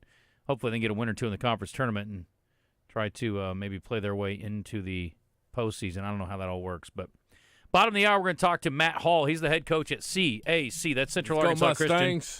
DJ's a little biased. Oh, I'm pumped up. And you're going to wear – you got your Letterman's jacket ready? No doubt. We're going to win. You are? Yes. You bet money? Yes. I was told a bunch of the football guys who play basketball were not there for the first game. Ooh, that part changes. Of it. Makes sense. That's a huge. Well, the big one's Grayson Wilson. Yeah. He's their second leading scorer behind Sam Maddox. Yeah, Josiah, a Warrior as well. So we'll be Did you go to any football games this year? I was gone every week for football. Oh, that's right. I wish I could. I miss Friday night lights. What about the bye week? Where was I at the bye week? I don't know. I was out of town doing things. Mm-hmm. Big things, really important things. Well, you're going to get a chance to see their basketball game for the state title tomorrow, if, in fact, that's something you decide to do. Yeah. I hope to see you down there. You're going to come to do the show there? Yes, tomorrow. We have a short show tomorrow. Very short. Hour and 45 minutes. Perfect. Still get paid the same? Yeah. What morning day. show. You know, the morning show, I decided they're doing 3-hour shows, too. Because they spend an hour of their show listening to clips from previous shows. I've noticed that. They're playing them out at every break. I'm like, and I applaud Josh. He's hustling. Yeah, that's a lot of work. It is. YouTube comment. Yep. Or actually, it's a Twitter comment. Give it to me. On our stream. Props to UCA for scoring more runs. This is from Rabbit Sports Fan. Scoring more runs against Arkansas than any other team has so far. I didn't realize that. Didn't realize that either, but it sounds right. And then when we were talking about the Olympic team, he said replace Tatum with Leonard. I guess I could go for that. Oh. If only because that may be Leonard's last ride with the Olympics also. So, But Tatum, I'd probably go Tatum at this point. Especially with LeBron and Durant on the court, too. Yeah. Do you need a Kawhi? I mean, it'd be nice. I mean, yeah. It really doesn't matter who you put out there. I need that weird laugh. Yeah, I don't know how you go against Tatum right now. I mean, Tatum's... Now, if you get in the, this is completely different. Like regular season, I'm taking Tatum, but if you get in the playoffs, I'm taking Leonard over Tatum. Why? Leonard's just got the proven track record of being a killer in the playoffs. We never talk about him. Why is that? I thought about that. He's one of the biggest superstars that no one talks about. Well, it's just because that's how the he past is. 5 years or so, he's had bad injury luck. But he's been healthy this year, and that's why the Clippers are good. All right. I don't really have anything on the live fan feedback. I'm going to check I know we've got some Southern Structural Solution text line offerings once this thing finally opens. It's a little slow today. It was good to see Aaron Eford yesterday. Appreciate him. Also, we're going to talk to Matt Hall again, bottom of the hour, and I want to thank all our great sponsors who are helping us cover the high school championships. I love, love, love doing these games. It's one of my favorite things of the year. Top 5 favorite things of the year. Spending the weekend in Hot Springs, going to the championships. You can't say stuff like that because then it's going to get us off topic because now I'm curious what's in your top 5 favorite things to do. None of your business. I want to thank Roller Funeral Homes, Birch Tree Communities, a couple of our big sponsors, also ASU Three Rivers, Pro Copy and Mail, the Electric Cooperatives of Arkansas, and, of course, our home away from home. We're in Hot Springs, the Hotel Hot Springs, soon to be home to Coy's Steakhouse again. Open, sucker! I can't get this stupid text thing to work. Anyway. We're going to twiddle our thumbs until it happens. Until something happens? Yeah, until it works. I don't have anything else. Let's get back to these top 5s. Okay. In this line of work, what's your favorite thing that comes with it? What do you like to cover the best? Best time of the year? Man.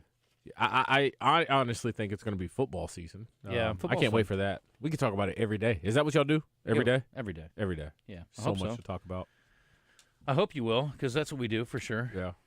This is not working. I'm very irritated. Our text line, I got to pull it up on my phone. Okay. This person says, can you ask DJ what players are going through prior to spring practice under Bobby Petrino? Oh, yeah. It's just I'm trying to be fair here because I'm assuming things have changed. But if it's just simply based off what I remember, I mean, just the level of intensity all the time. Now, like I said, he's also not the head coach, so that does change. But I know offensively in those meeting rooms, I mean, it is always locked in. You see sometimes situations in practice where you see some guys kind of like having fun, they're laughing, getting ready for this. That just was non-existent when Petrino was there. Now, what came from that is it separated the guys who really wanted to be there and be successful from the guys who, I hate to say it, that honestly just don't deserve to be on the football field. And so I think he's going to weed out a few people for sure, just from his coaching style along. There's a couple guys I think that are excited about the opportunities to catch a lot of balls, have a lot of yards, but they have to understand what comes with that. And so we're going to see how tough they are. That's his big thing. You know, he never believed in injuries. Didn't believe in hamstring pulls. It blew my mind. Michael Smith blew his hamstring off the bone. He said, it's not a hamstring. There's no such thing. We're like, Coach, no, it's clearly popped off that bone. But that's his thing. He suited up to play the next week. Torn hamstring. But I don't know. Obviously, that's not the best thing to do. Justin asked, too, Justin Moore earlier, about what his tight ends are going through. I've actually had a chance to talk to Luke Hawes. I love him. See Hawes or Has? Has, sorry. I call him Hawes because I like to call him a Hoss. But he is. I met him while he was still in high school, and we've been in contact ever since. And he says the film is just so much film, which is great because it's interesting to me how he's pointing that out because I'm thinking, were y'all not doing the same thing with the last coaching staff? But maybe not. Well, you know, you talk about intensity, too, and him not being the head coach, Petrino, we're talking about. I got to think if I'm Sam Pittman, I'm letting him turn it loose because this is do or die. You go out and win 3 games next year, you're done. That's it. You're gone. Goodbye. Go enjoy your lake house. Yeah. So I think he's got to do whatever he can do to get there. And if this guy's going to hold this team to a level that can help create an atmosphere of excellence, I think that's what you got to do. Yeah. Hopefully it goes over to the defense too. It's just so hard. I can't wait to go watch practice because I can't envision it not going the way that he wants it to go. Mm-hmm. Periods, running in the same play again, the structure of the offense. I just cannot see it. Like I said, Pittman has to just let him go, right? Yeah, I think he should. Fascinating. Can't wait to watch. Look, he was not my favorite person to cover, but the guy's good at his job. Let's He's just great leave it at at his that. job. Yeah. You got to be by any means necessary at this point. You have to. Yeah. This guy says with 3 games, if Arkansas wins 3 games, do you think they have a chance at the NIT, or is the year for postseason over? Oh, I was going to ask that as a question today at one point. If you had the choice, would you accept or decline NIT invite for Arkansas? I mean, I would accept it because I want to watch him play some more. I think it'd be fun. But if I'm a player, like, do I care about playing the NIT in this NIL era? I've talked about this before. I don't want to poo-poo the NIT, but I just don't think kids give a damn. And it's like it's different if you're a freshman or you got a collection of freshmen that are not going pro next year, which isn't very common these days at that level. I want the extra experience. I want to play the games. I want a chance to compete. But if you're like, I'm looking for a new home or I'm going pro next year, I don't care about that. In the era of the transfer portal and one and done, it's just like your team one year is so vastly different from the next. I don't get the point of it. So if it comes down to it, you think Coach Musselman is going to ask his guys if they want to play or not? I don't think that's it. I think how does that work? Who turns it down? Coach Muss, right? I mean, the university would. Oh, university. I mean, he would have to talk to Yurchek and be like, hey, look, we don't want to do this. Okay. I got to get on the recruiting So trail. ultimately, Muss's call. Like, Arkansas is not measuring itself against it's not the program's not there. There was a time not long ago where it was like, oh, you had a pretty good year. You just missed the tournament again. You know, maybe you go to the NIT. They did go to the NIT. Yeah, they did. And they lost the first game? Or second? So I think they played Cal or something. I was on spring break. I didn't pay much attention to it, but I did watch a little bit of it. We were talking about the pitch that was real bad. Hagen Smith said he saw it too that was really bad that was called a strike. This person says in the 501, that pitch before the low one was a strike that wasn't called, so the low one was a makeup call. Well, it was egregious if it was. I don't remember that. You done? I'm still just working through here. Okay. How does a pitcher get 5 Ks in 1 inning? Tell him, DJ. I think you kind of already explained it. On the third strike, one that is a wild pitch, goes in dirt, and then the player runs down to first. And then I'm assuming gets called safe if the ball's not there in time. Yep, that's exactly right. So, yeah, that's exactly what happened. And then, the interesting thing is you got to have first base unoccupied, so that guy would have had to have advanced at some point and then strike another guy out and have him advance to first. I mean, it's pretty wild. The pitcher's got to be like, dude, come on, catch the ball. I just think when it comes to the technology on the pitching aspect, I think it's cool to have umps, but, I mean, we've all seen it watching TV, some obvious blown calls where it's just like, what are you looking at? Angel Hernandez. That change and it changes the game so much. It's not like a missed hold, which does change the game a lot. But I think a missed strikeout, I think it changes everything, right? I just saw a highlight from a New Jersey high school championship game, or it was a playoff game at least. Team goes down and misses a shot with like 2.5 seconds left. Guy tips it up with clearly a half a second left down. I'm watching it in slow-mo. Yeah. They initially call it good. They go back and confer, and they say no basket. After looking at it? They didn't get to look at it. There's no replay. So I was about to say you have video. After they conferred, it's a bad look. I think we should have replay at the state finals. I don't even know if finals, we did. That makes sense. Yeah. I mean, not every facility is going to have the ability to do it. But I would think with a state championship on the line, I mean, you think about, like, we talked about the Crutchfield play. If it was close, and again, I'm not saying it was at all. I'm just saying, like, if he throws that half quarter up at the buzzer and it's real close and you can't review it, I mean, again, a lot of facilities would not have replay ability, so it's tough. But I would think at the state finals, maybe you could institute that. They just put a shot clock in, so, I mean, we're getting there. If there are any Warren Lumberjacks or Nashville Scrappers listening, I think 2008 state championship. It was the year Greg Childs, Jarius Wright, all those guys were at Warren. It was a football title? Yes. Okay. Football, and they were playing against the Nashville guys, Scroggins and all them. I'm pretty sure there was a controversial call at the very end of the game after they went back and looked that it was actually a touchdown, but on the field it was called not. See, changes everything. Yeah. Yeah. Well, the human element is definitely more substantial in the high school ranks. Yeah. But you know what? I can't remember a call that was so – there was only one I remember ever. And I want to think – let me see. I think it was Parkview girls against Cabot. And there was a call that went against Cabot that was so bad. and I can't remember what it was. It was either maybe it was like a travel call or some craziness. I can't remember exactly what happened. People that are listening remember this, but it was a great Parkview team. It was a great Cabot team, and it went down to the wire, and there was a big controversy about it, big stink over it. I can't remember. I was still working at KTV, so it's been a while. You think you should be able to review personal fouls in football? Hey, personal fouls? Yeah.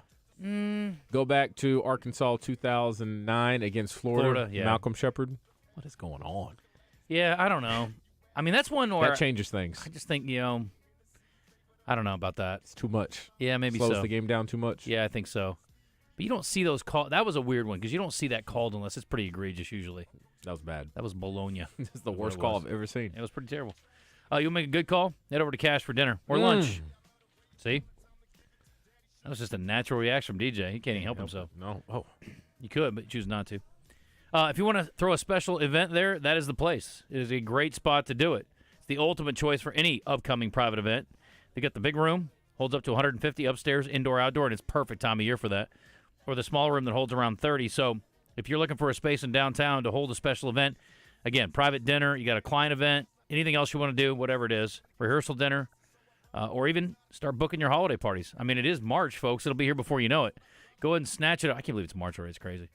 Snatch up your opportunity to get a date on the calendar at 501-850-0265. And in the meantime, enjoy delicious dinner options, lunch options, and a great place just to go have a cocktail and a nap.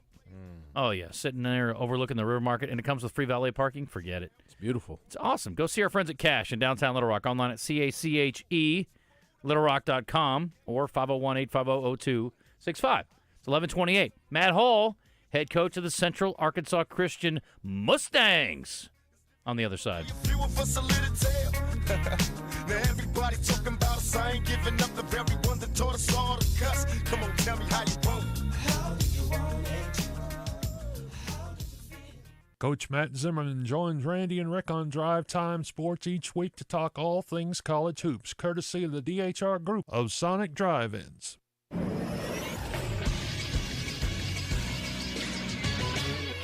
This is Sports Center. The Little Rock Trojans earned quite a few accolades when the Ohio Valley Conference gave out their honors yesterday. We'll start with Coach Darrell Walker, who was named OVC Coach of the Year after leading Little Rock to #1 in the conference. Freshman Jordan Crocker-Johnson was named Freshman of the Year after receiving Freshman of the Week 9 times. He started 30 of 31 games for the Trojans. Guards KK Robinson and Jameer Chaplin were both named to the All-OVC First Team. Robinson and Chaplin were also named to the All-Newcomer Team, while Mikael Mitchell earned All-OVC Second Team honors. The Trojans will play on Friday at 7 p.m. TV coverage will be on ESPNU. Radio coverage for that game can be heard on 106.7 Buzz 2. I'm Christian Weaver with the Buzz Radio Network. Fence Brokers presents Razorback Graffiti every Monday morning. Call Morning Mayhem and let them know how you feel about how they did. One sentence and one sentence only.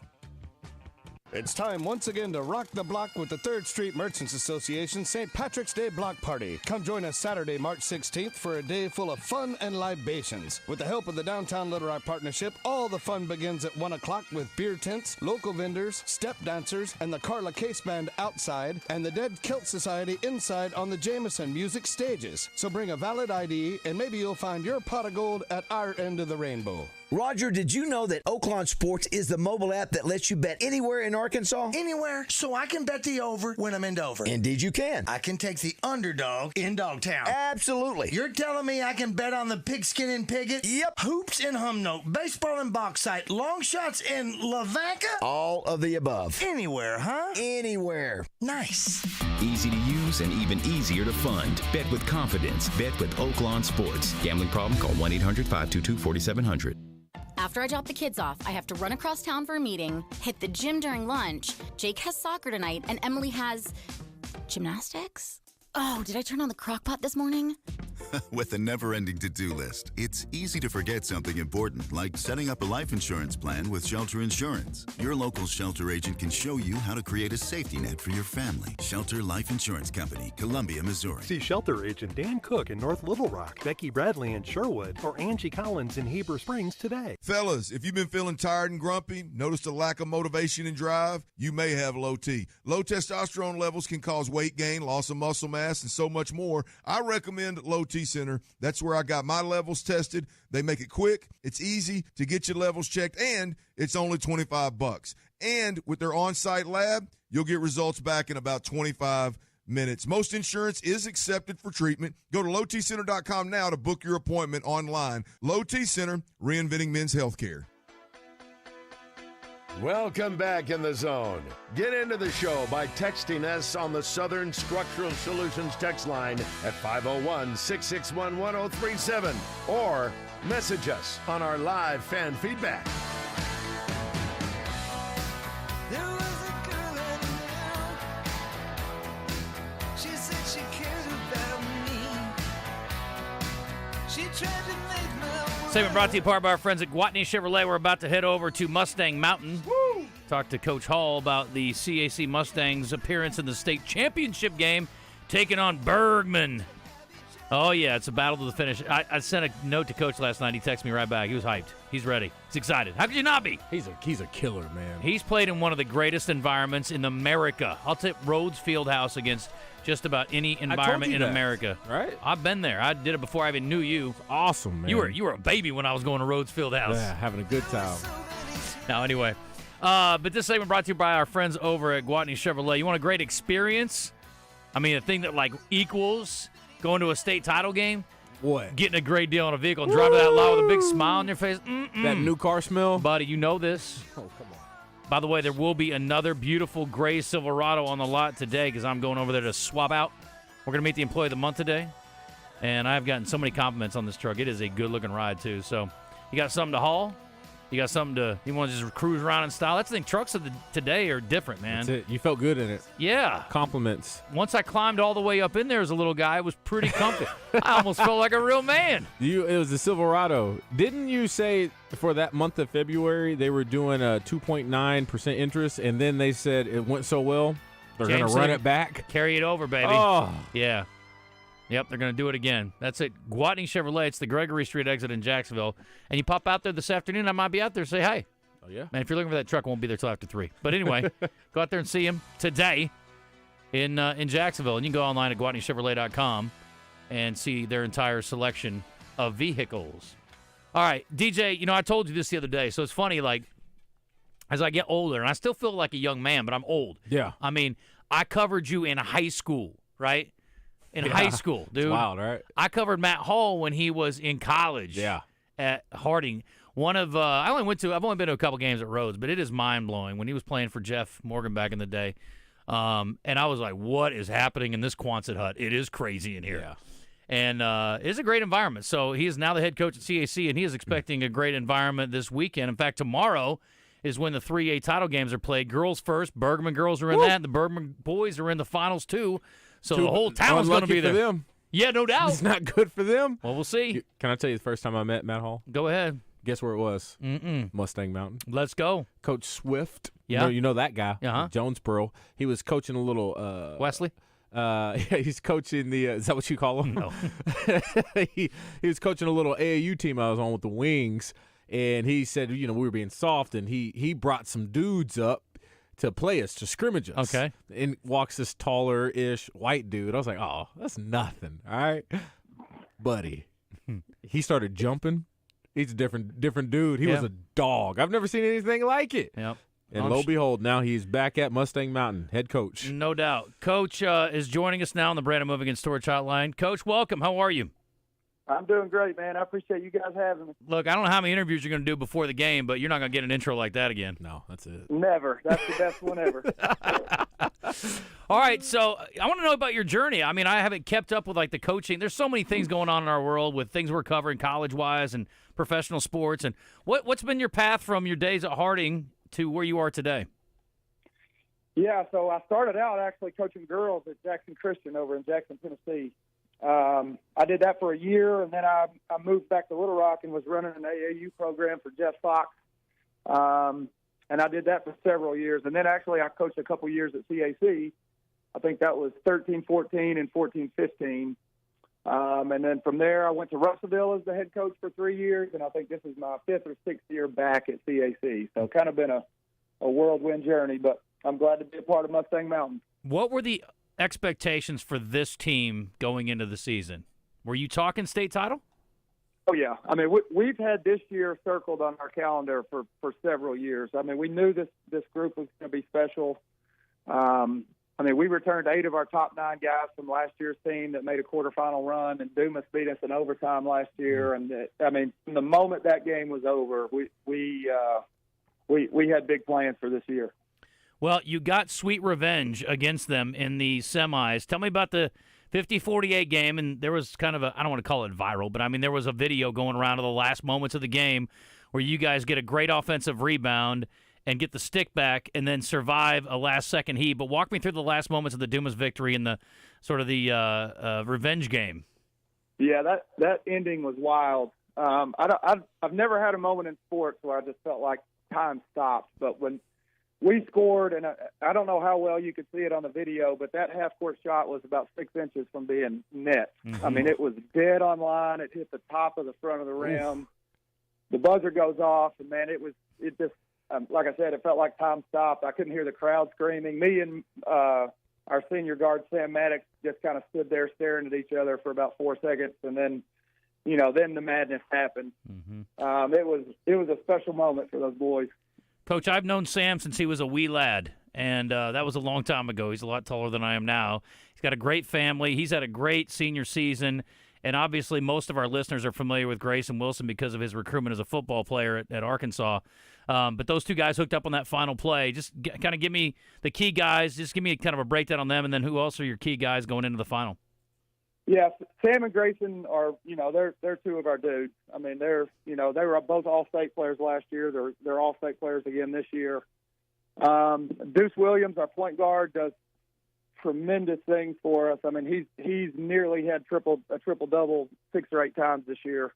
I mean, he just does a little bit of everything and really pushes the tempo for us. And really, I mean, what's given us a lot of success is being able to play 8 or 9 guys. I mean, we bring Jackson Hampton and Jacob Henry and Joseph Veronic, Caleb Cook, all those guys come off the bench for us. I mean, we play 8 or 9 guys, and, especially in a game like that Dumas game where we played 3 nights in a row and you're playing a big physical team like that, be able to rotate 8 or 9 guys in and keep fresh legs on the court, I thought that was one of the things that really pushed us over the top.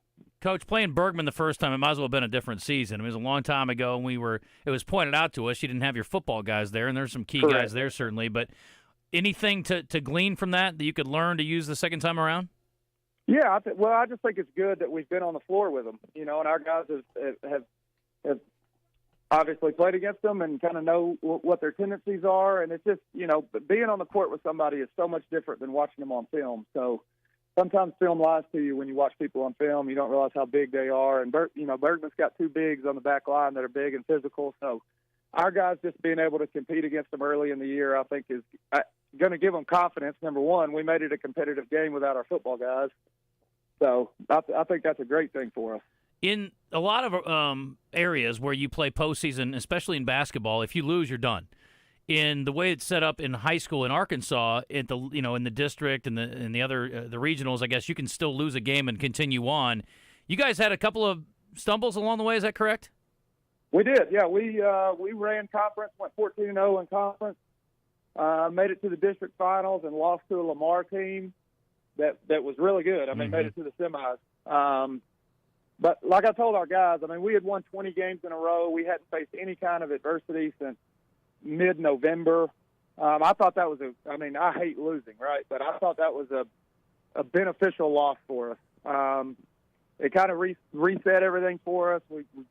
The 20-game win streak was over. People could stop talking about that, and kind of, just put a little chip on our shoulder. And then we get to the regional semis, and a really good Riverview team beats us, and I thought it just kind of did the same thing. From that point forward, our guys have just played mad. They've had a chip on their shoulder, and they played angry, and I thought that those 2 losses, in hindsight, were good things for us. Think it takes a little pressure off? Oh, no doubt. I mean, I don't want to lose ever, but you also, I don't think, want to go into the state tournament with a 24-game win streak. Everybody's talking about it around town, and I think not having that on our backs and just being able to go play free and play loose was a good thing. I mean, honestly, when DJ, and this is not to kiss up to you, but like the last CAC boys team I remember was the team you were on, and it wasn't because of you, but you were on that team. You weren't the best player on that team. You were a good player. Were you the best player on that team? What year are we talking about? I'm talking about your senior year. Senior year, I was the best player. Were you? Junior year, I was not. Who was? Trent Morgan. That's what I'm thinking of. Okay, Yeah, your junior yeah. year. What is CAC's championship history, Coach? I don't know a lot about it. As far as I know, they've been to 3 Final Fours. I think DJ played in maybe a couple of those. I think the Joe Adams group played in a Final Four.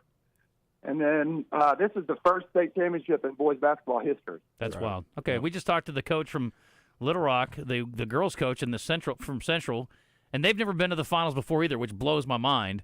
But this is cool. I mean, yeah, it does. I mean, with the history of the school, it's crazy. But to be part of history really already, I mean, it's got to feel good, especially since you said this has kind of been circled for you guys. You felt like this was the group, and you guys have worked your way to this point. Yeah, I mean, it's been great. And Coach Plumley, our new football coach at CAC, caught me first thing Monday morning and had all the boys in the weight room. And I think he's been telling them all week not to drink the Kool-Aid, which has kind of been my message too. I mean, yes, we're happy. You know, we're happy to have made it, but as the great Kobe Bryant said, the job's not finished. We still got work to do, and it's a fine line of being happy to be there and being appreciative of the year we've had. But like I said, we don't want to get there and lose it. We want to get there and win it. Coach, you talked about Joe Adams and that squad being on. So he was a junior my senior year. I left, and they were still loaded at CAC in basketball. They had 3 guys not play basketball that year because they just wanted to play football. How have you been able to get these guys that are very good football players to still play basketball? I mean, it's just you, me, Justin, we're not used to that. We played all sports growing up. But nowadays you see that trend where sometimes parents may get involved or players or coaches from college say, don't do that, just focus on one sport. How are you getting these guys to play multiple sports? You know, I think the biggest key for us is just being flexible through the summer. And I think that's where kids, especially multi-sport kids, get burnt out is in the summer when they're trying to do football camps and basketball camps and 7-on-7s and weights. And, you know, when you just load them up when all day, all summer, they're feeling committed to having to do things, it makes it hard on kids, you know. And I'm a firm believer that kids need to be kids. So we try to be real flexible in the summer. And I mean, obviously we do some things, but allowing them some freedom and some time in the summer to, you know, just go be kids and not have to worry about basketball practice, baseball practice, football practice has really given us an advantage of, you know, keeping those kids coming out and playing. And it's huge for us. I mean, you know, DJ, at a school CAC size, you got to have all your athletes playing all your sports. Every sport. You have no choice. You need it, yeah.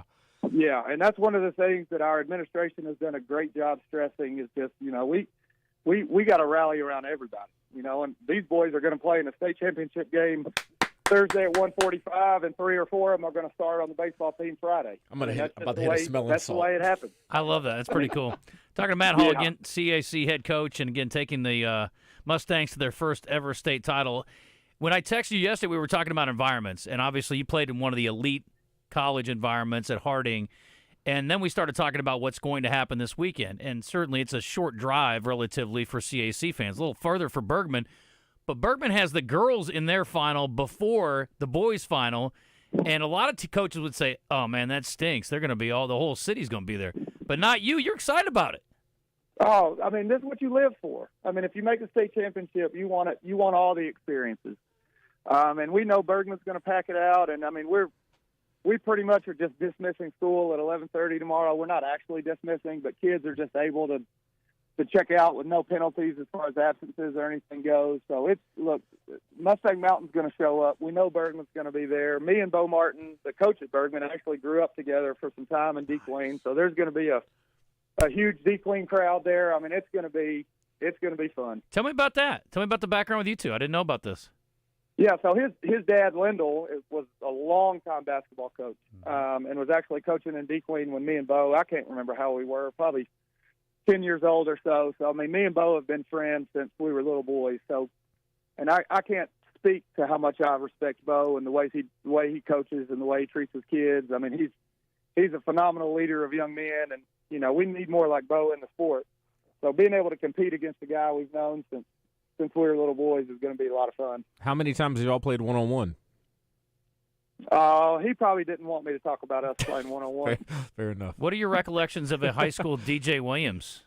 He wasn't around. he was I busy wasn't doing around. his thing. Yeah, he was busy being the man at Harding. I went and watched him play. Oh, I thought you said they Harding. bought a bunch of guys and they thumped y'all. Oh, no. That's when Coach Swift brought y'all in when we were playing for the Wings. Yeah, you probably Now, I remember that. do remember that. Yeah, that he was a remembers fun that. day. Yeah, It was more fun for me than it was DJ, I think. That's what I'm asking. What was the what was it like? 1,000%. I've never been I think that may have been the first time I've been punked by somebody. Like it. And it was this guy right here on the other end of this phone. That's good. That's good. I like that. Yeah. It was good times. Well, Coach, listen, wishing you the best of luck. Looking forward to it. And I guess nothing against Bergman, but hopefully we're talking to you after the game. Man, I hope so. Well, best of luck and safe travels. We'll talk to you soon. See you tomorrow. Appreciate it, Justin. All right, very good. Thank you, Coach. All right, that's Matt Hall over at Central Arkansas Christian. We're going to talk to Big Joe Kleine on the other side, another guy that would punk just about everybody I know in a one-on-one matchup on the court, too. So just punking everybody. He would not be fun to. No. Would you rather face a guy like Joe or a super quick guard that you could body up? Oh, guard all day. Would you? Yeah, just hopefully I don't miss. Yeah. Because I ain't got time chasing him around everywhere. No. Joe's going to get 11 ones in a row. You only get 3 dribbles. Is that the rule? That's the game now. That's what kids play. King on the Hill. That's what it's called. You only get 3 dribbles. I can do that. I don't need any. I'm just going to stand out here You're and shoot. just shooting, right? Yeah, I mean, I'm making any. You don't need any dribbles? Nah, buddy. I'm going to burn my defense. I'm going to burn my energy on defense. If you only get 3 dribbles, I don't have to kill myself there either. Yeah, I've never heard of that. Yeah, that's the new popular thing that all these kids do now. And it makes it interesting because you don't dribble around all day. And why 3? That's just. Can I get 4? No, just I need 3. 5. What if 3? I'm short and I got a short stride? I can't even get to the rack in 3 dribbles. You can't from the 3-point line unless I'm on smelling salts. And I can jump over the basket in 3 dribbles.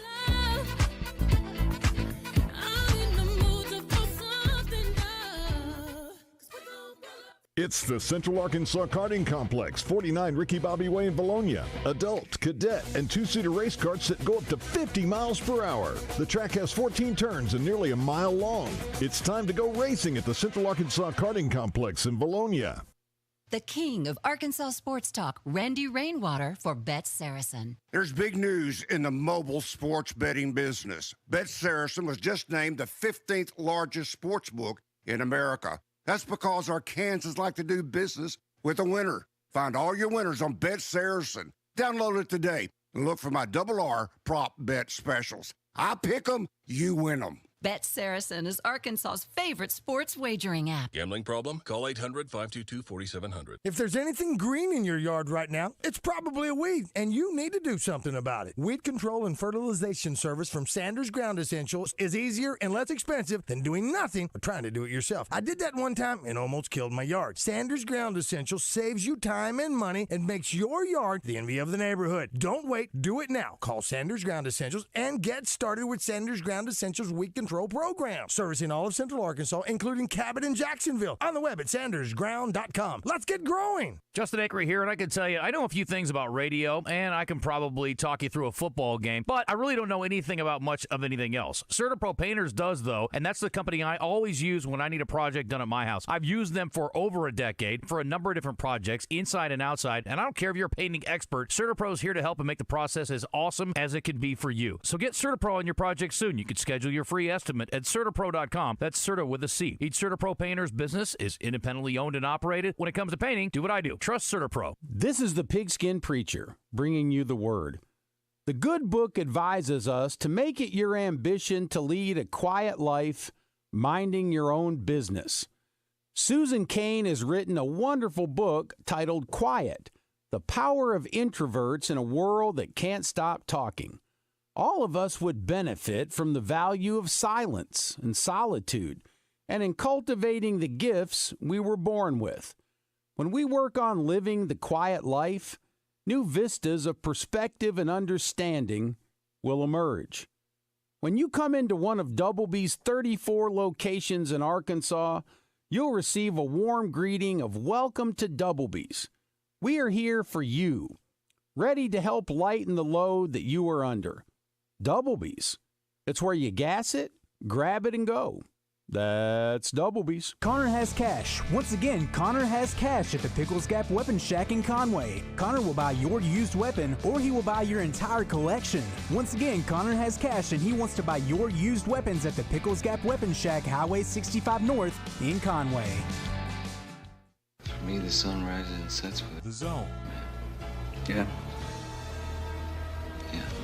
We know how you feel. Don't worry. You're back in the zone with Justin Acri and DJ Williams on the Buzz Radio Network.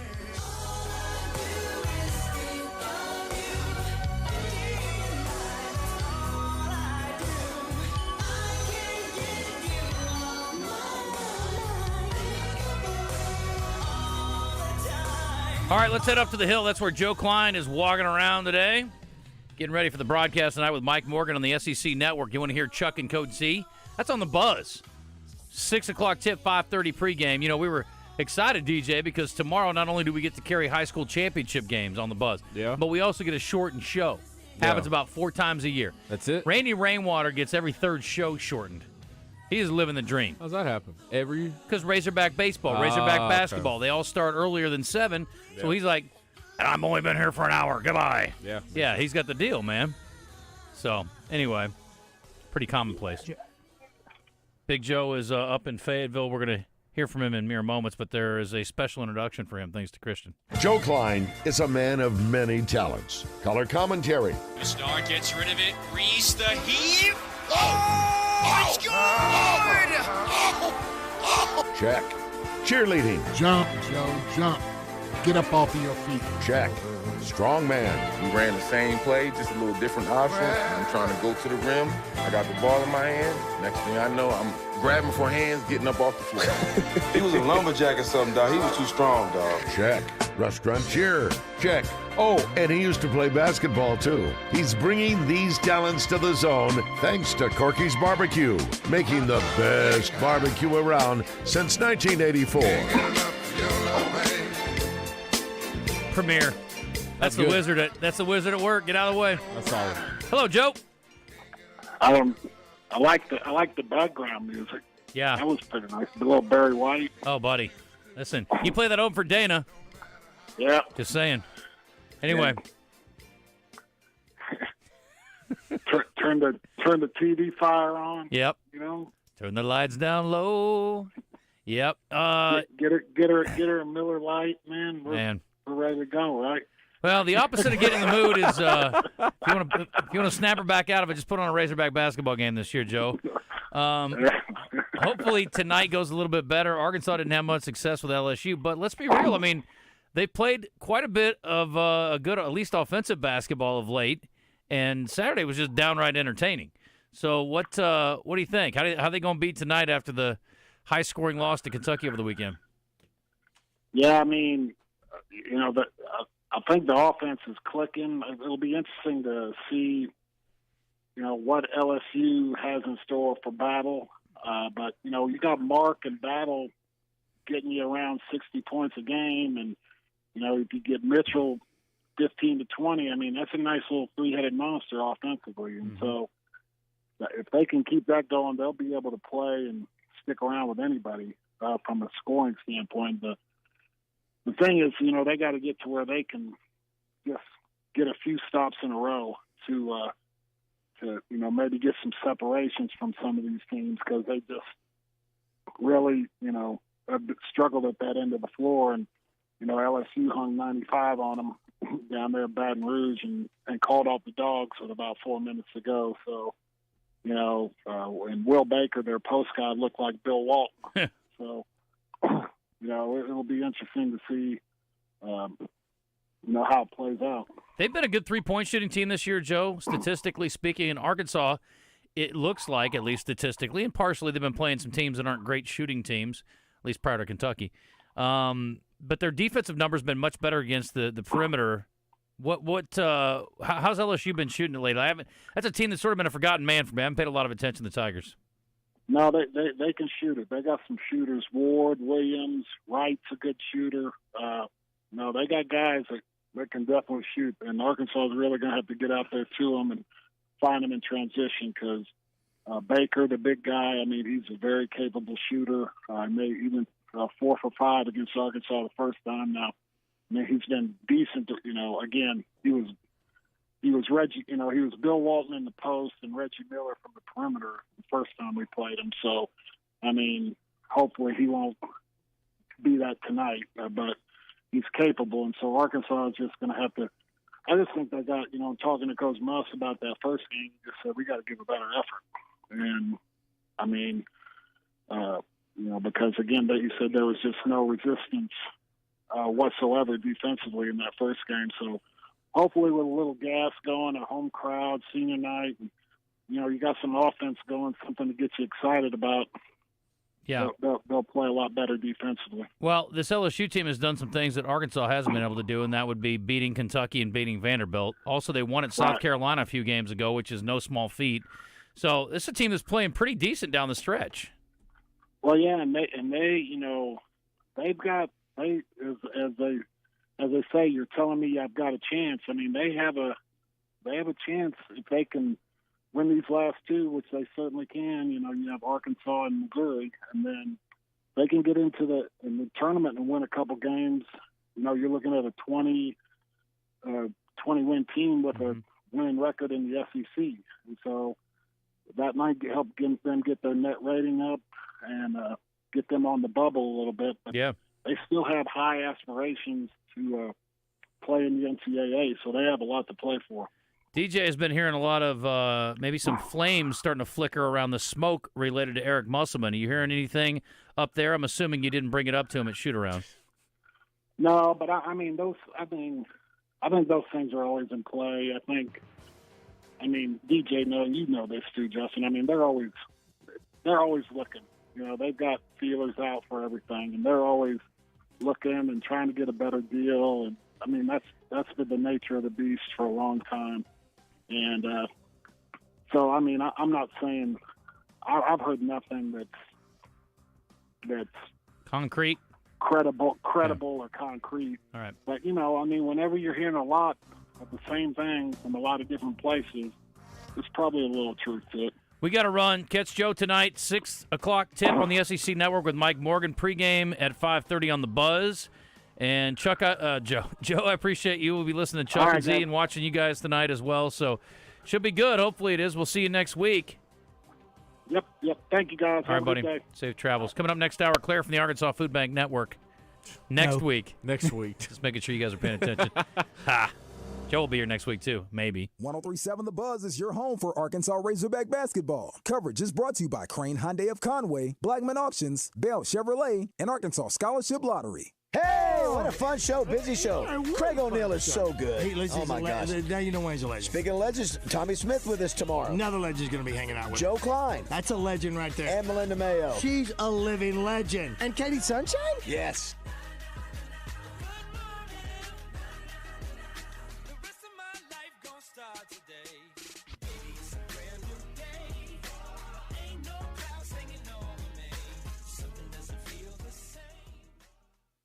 Megan Thomas for the new Antique Brick Outdoors. That's right, Antique Brick Outdoors has gone through a rebranding along with a warehouse move, so we have got to liquidate our overstocked inventory, which means huge savings for you. In fact, the biggest ever, 60 to 90% off retail pricing. We're talking sofas, rockers, dining, chase lounges, side tables, accessories, pillows, artwork, it all has to go. It's happening March 13th through the 16th from 8 a.m. till 5 at Antique Brick Outdoors, 1609 East 9th Street. A lot of talk. Why do you have to talk like that? And a lot more attitude. You have a problem? Turn off your station. 103.7 The Buzz. KABZ Little Rock. Buzz News with Channel 7's Cassandra Webb. There was a ballot mix-up in Pulaski County early Tuesday morning when some ballots were sent to the wrong location. The delivery error was detected early after ballots were taken to Sylvan Hills Community Church in Sherwood instead of Sylvan Hills United Methodist Church. Those who showed up to the correct location to vote were given the option to cast their ballots using an express vote machine utilized during early voting. There were no reports of anyone having to use the incorrectly delivered ballots. Sherwood's election coordinator says the ballots were delivered to the correct location by 8 a.m. 2 seats were up for grabs in the Arkansas Supreme Court. Position 2 became vacant when Justice Robin Wynn died last year. The winner in that race is Supreme Court Associate Justice Courtney Hudson with nearly 187,000 votes. Her opponent, Judge Carlton Jones, finished with nearly 124,000 votes. For more news and weather, download our free KATV News and Weather apps. From the Channel 7 Newsroom, I'm Cassandra Webb. Weather from the Fletcher Weather Center with Channel 7's Melinda Mayo. A pretty nice day today, a little bit cooler and less humid too, and a break from rain chances. Partly sunny, a high around 70, and tonight's low drops down to 52. Good rain chances, though, return for Thursday and Friday. From the Channel 7 Weather Center, I'm meteorologist Melinda Mayo. Fletcher Dodge wants to buy your car. We'll buy any make or model, and we'll pay you more than anyone else. Please turn your old car into cash at Fletcher Dodge in Sherwood. Brandon Moving and Storage has served Central Arkansas since 1965 and continues to provide professional service, local reliability, and community investment. We provide residential and commercial moves, local, national, and international service, commercial warehousing and distribution, unpacking services, and custom packing and crating. Let Central Arkansas's trusted Beacons agent help you with your next move. Brandon Moving and Storage. You make a move, we make it easy.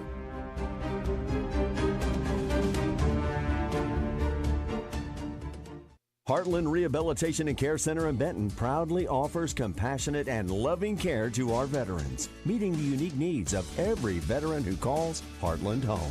Visit heartlandrehabcenter.com. At the heart of historic downtown Russellville, the Old Bank offers an upscale dining experience. With the freshest ingredients and creative touches, their menu has an item for everyone. From their signature lump crab cake to a classic blue cheese poutine, BLT wedge salad to hand-cut prime steaks. They aim to cater everyone. And that's not all. Upstairs at the Old Bank, you can enjoy live entertainment Tuesday, Thursday, and Saturday with trivia, comedy shows, karaoke, live music, and more. Old Bank in downtown Russellville. Old Man Winter here. One more snowstorm. Not a chance, Mr. Winter. It's spring. It's also time for the Hyundai Getaway Sales Event, where you can get great deals on all our award-winning Hyundai models, all backed by America's best warranty. Hurry in. These deals won't last at the Hyundai Getaway Sales Event. Now get 0% APR or up to $1,500 bonus cash on the Hyundai Tucson. Now, during the Hyundai Getaway Sales Event. Offers end February 29th.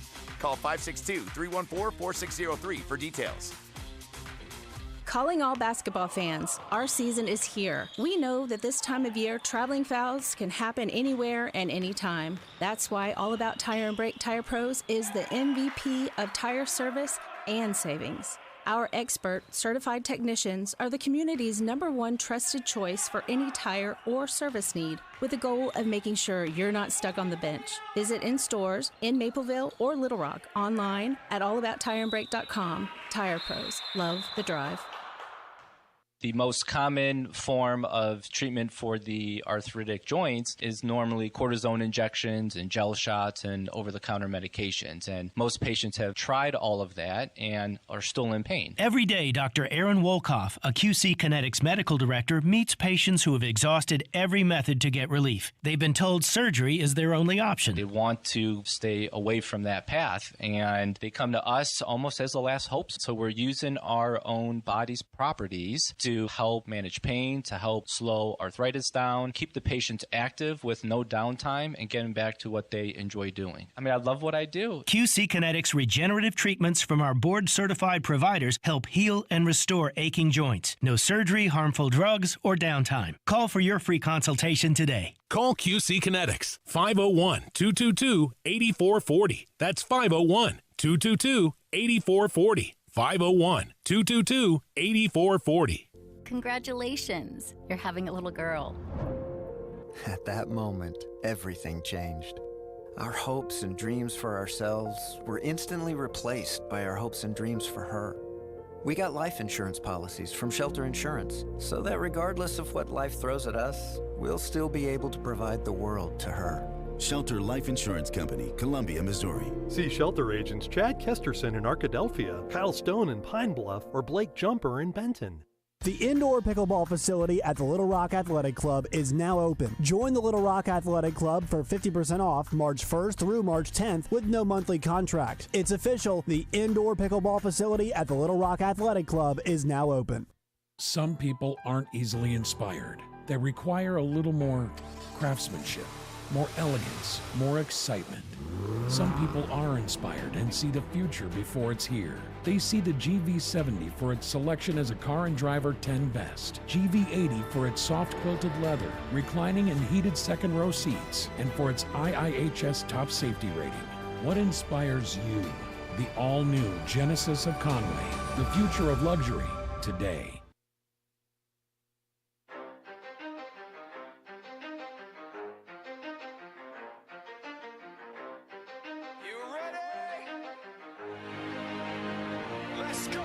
You're in the zone, coming to you live from the Oaklawn Hot Springs Studio. Oaklawn, Arkansas's only casino resort. Now, here's Justin Acri and DJ Williams on the Buzz Radio Network. This is 10% luck, 20% skill, 15% concentrated power of will, 5% pleasure, 50% pain, 100% reason to remember the name.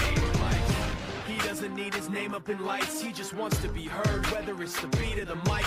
He feels so unlike everybody else, alone, in spite of the fact that some people still think that they know, but no, he knows the code. It's not about the salary, it's all about reality and making some noise, making a story, making sure his click stays up. That means when he puts it down, Tox picking it up. Let's go. Who the hell is he anyway? He never really talks much, never concerned with status, but still leaving him starstruck. Humble through opportunities, given despite the fact that many misjudge him because he makes a living from writing raps. Put it together himself, got a picture connects, never asking for someone's help or to get some respect. He's only focused on what he wrote, his will is beyond reach, and now it all unfolds, the skill of an artist. This is 20% skill, 80% fear, be 100% clear, cause Ryu was ill. Who would've thought he'd be the one that set the West in flames? And I heard him wreck it with the crystal method, name of the game.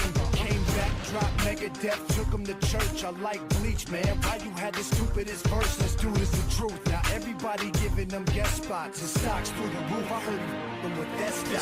This is 10% luck, 20% skill, 15% concentrated power of will, 5% pleasure, 50% pain, 100% reason to remember the name. They call him Ryu, he's sick and he's spitting fire and 12:07. DJ Williams, Justin Acri, and the Wizard, Christian Weaver. Best part of Joe's segment today was his open, I think. That was awesome. It was very good. When did you put that together? Who's the voice? Who's that guy? Shotgun. His name is Tom Irwin. He has a star on the Hollywood Walk of Fame, DJ. You just got his number on speed dial? And Yep. Yeah, we can hit him up. Wow. He's been a long time. He does voice work for radio stations all over the country. You remember 1,000 Ways to Die, the TV show? No. Oh, it was He was on there? Yeah, he was like the narrator on So if I wanted to one day write and open for Justin, you could help me call him and help that get set up. No. Let me get you one. Let me get you one. You don't want one? No, I do not want I one. got you. It'll be epic. Yeah, that's what worries me. I'm good, thank you. I really appreciate the thought. That's very kind of you. One day.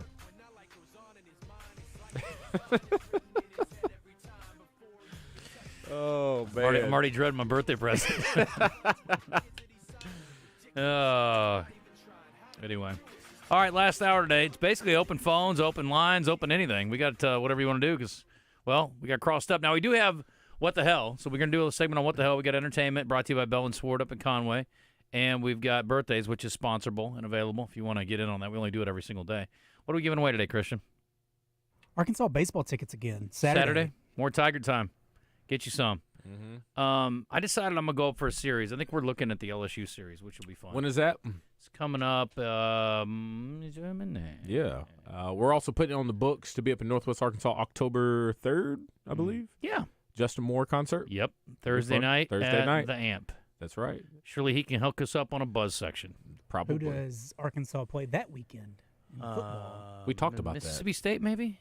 I can't remember. We figured it out, though. It's a game weekend. It's a conference game, and UCA is off that weekend, so I think it would be a great time. But, yeah, I think maybe we go up there, do the show a couple days. A couple days? Yeah, during the LSU. I think it's a Thursday-Friday series for Arkansas LSU. You got to talk to K-Arc, see what that looks like. You could do live up there. You would think so. I mean, people hate LSU when they love Arkansas. Baseball's agree. a big deal. What better Friday morning live show? That's what I'm saying. Up on the hill, maybe get Justin Moore on. Justin Moore would be You think he'll be awake that early that morning? I mean, for our show, it's easy because, for you guys, yeah, I bet he'd make a special exception, get up early. Maybe not at the beginning. Yeah. You guys go till 7, yeah? Yeah. Yeah, I mean, maybe like 6. 6:30. Yeah, 6:30. Yeah, figure it out. He's been up there. He's been on the show at 6 a.m. before. Yeah. He can do it. But he didn't after a concert? No, that's a good point. LSU, I don't think it's any different for him. Like, I just think that's how he lives. He's a late-night guy. Cool. I think he's over the days like, oh, my God, it was such a big show. We got party hard now. I think he's just not him anymore? Nah, I think he's done. That's not me anymore. I think that's probably one of his songs. LSU, by the way, is March 28th, 29th, and 30th. So mark your calendar. March 28, 29. And 30. What does that have to do with the third? Nothing with Justin Moore, but I'm saying if we're going to do the baseball weekend with LSU, we go up that weekend. You asked when the dates were. Oh, baseball. You're back to baseball. Yeah. Okay, all right, cool. Yeah. I never got off it, but I Okay. I sidebarred with football with you, but I definitely never got off it. I got lost for a First second. things first, baby. I'm back. First I'm things back. first. All right, that sounds fun. Yeah, maybe we get Kagan Smith up with us early morning on Saturday. Well, I mean, he's already or Friday morning. He's already a pitch for Thursday, Yeah. right? You're right. Maybe we that'd get be him. great. Wouldn't that be cool? They'd justify that, wouldn't they? Are we like boys with him now by default? Well, he doesn't return my text when I send him nickname ideas, but other than He that, I picks think we're up- cool. He picks up when he's getting paid to do so. He picks up when Christian calls him. Yeah. Yeah, Now, listen, he's the one thing he doesn't want to do is get distracted. I get it. I get it too. Like, and the last thing he wants is like he doesn't need people blowing his head up, going, Yeah. "You're so great. They can't hit you. You're striking everybody out." Like he doesn't need to be thinking about those things. He just needs to stay so locked us in. talking to him every week doesn't by default make us boys. He kicked ass last year, and we were good. No, we are not boys. Okay. I've never Devo's been on the show like 4 years in a row. I wouldn't be like, that's my boy. Hey, buddy, you want to go grab lunch? Okay. I will tell you this though, Connor Nolan and I we kind of developed a bit of a conversational relationship, and at the end of the season, we got together for lunch up in Fayetteville, and he brought us this nice little. It's on my desk. This little plaque thing that he created as a thank you to people who sort of facilitated NIL opportunities for him. I think that was like the first year of NIL. Yeah, he's a great young man, and he's in the Cubs organization too, which I really like, and I hope he keeps working his way up. Cool. Is Wicklander in there too? Wicklander, Patrick? Yeah, isn't he in the Cubs? I don't know that. organization? I need to check on him. I haven't seen him. You know who else is who's my guy from Conway? That is Gavin Stone. No, him too. He's with the Dodgers. Though, He played at UCA. No, I'm talking about a guy actually from Conway. Who's the pitcher from Conway? Help me out. I'm talking about Bryant, Blake Knight. No, not Blaine Knight. Blake. Gosh, Blake. I'm so dumb right now. I cannot believe I can't think of it. I've had him in my notes to text him and ask him if he wanted to come on and chit chat before they start. First day I think is the 28th of March. He's with the Cubs organization. Okay. He was on the team last year. He was on the Cubs last year. Wicks. Thank you. Jordan Wicks. Thank you. I think that was who I was maybe thinking of instead of Wicklander. Yeah, Jordan Wicks. Yeah, thank you. Appreciate it, Scott. Arkansas plays Tennessee that week, by the way, football. The 3rd? The 5th is the day. That weekend? That week, yeah. Let's go. That'd be a good week. Be hilarious. Be amazing. Be Set fun. week. All right, we're in it. we go to Justin Thursday, live up in Fayetteville on Friday. Oh. Saturday, do the ball game. We can probably be live from somewhere, too. Where do you want to be live from? Make some phone calls? Whoever's got wants the us cheddar. to come and see him. We'll figure I'm it sure out. we could be coerced by a number of folks. We usually do at least one show a year up there at Hogman's Game Day Superstore. So that may be the one. Cassie, calling Cassie. I've never actually been to an Arkansas baseball game. You haven't? No, never. Do you have any interest in going? Yeah. Problem 28th, 29th, and 30th. Let me repeat. I'll run it by. That's the week before my my birthday too. So that would be like a good. The What problem day is is your birthday? It's the 7th. My birthday weekend is Eclipse weekend, so I gotta nomad it. Like I gotta either get out of town or hide out because there are gonna be 1 million people who don't live here that are in town. It's gonna be gumming up the works. Okay. It's a terrible time to turn 50. It's a lot of people. 50? Yeah. You look great, man. Thanks, buddy. That's awesome. Appreciate that. Makes me feel not so bad about turning 50. I'm telling you, I covered you when you were a little kid. Yeah, that's like wild. you know, like a little kid. Yeah, you were young. Dang. I know it's wild. I'm old now. Real old. Yes, so many people tell me now that playing Tennessee the weekend of the concert. Yep. That'd be a fun weekend. That's going to be a great Huge. weekend. I think everybody should show up. I'm so dumb because we just talked about this a couple days ago. Who's he with? There's somebody else he's doing the concert with. Country guy. Yeah, no. I'm only there for Justin. Cody Jinks. Sure. I don't know. I'm just throwing names out there. Bob Odenkirk. It does sound like, I don't know about that one. That first one sounds like a country music superstar. I've heard of Cody Jinks at least. It's is that a real name? Yeah, that's an actual person. It's another dude. I can't remember. Anyway, that'll be fun. All right, we'll start putting that together. Plus, it's always fun to beat Tennessee. That's one of the most memorable, top 5 most memorable weeks football-wise that I can remember for Game day? Razorbacks. Randy Hauser. Randy Hauser, thank you. Yeah. Darren McFadden with the iconic pose. Yes, when he was Still playing, firm. doing all the things, catching it, throwing it, running it, throwing it to himself. Everything. Tackling people. I don't know what all he did, but he had a great game. And Yeah. that was one of those things where it's like, hey, center of attention. Everybody look at us, and then you go out and stomp them. It was so fun. That's when I realized some recruits are more important than others. It was a big recruiting weekend, and I was up for the game, and everybody's in there. Mallet was at that game, and that was a big deal. Yeah. Out in town, and Coach Nutt, I think at that point, called him out in front of everybody, and I think it was a demeanor of him letting Ryan know that we care about you more than everyone else in this room. But I got it. I understood. Yeah. I understood. You should have saw Mallet at football camps. It was the most interesting thing. I thought he was a coach for the longest time. But then I started figuring out, oh, this guy's a player. He ran camps up there. I think he was from that area, and so he went to every single camp. He wasn't like any other camper. He led the drills as if he was a coach, did his own thing, rode around in golf carts. I mean, Coach Nutt, he did it right, and if it wasn't for Mitch Mustang, Mallet would have been there from the get-go. Yeah. Well, he got there eventually. That was a good thing. Yes, it was. Let me get a call in from John Mark quick, and then we'll do entertainment birthdays. What's up, John Mark? Hey, guys. I just was going to ask to see what you thought. So, last year, Coach Pittman and the access to get the practices and just all that kind of stuff was very limited, right? I mean, we all recognize that. And at the end of the season, we recognize probably why that was, because they sucked, right? And so, this year, especially after the last couple of days of meetings and all this kind of stuff, to me, and you can correct me if I'm wrong, but to me it seems like they are way more open to having people come and all this stuff. And to me that reeks of, hey, I'm fearful for my job. We heard you complaining last year we didn't get access. Here it is. Maybe don't get on me if we blow again this year, right?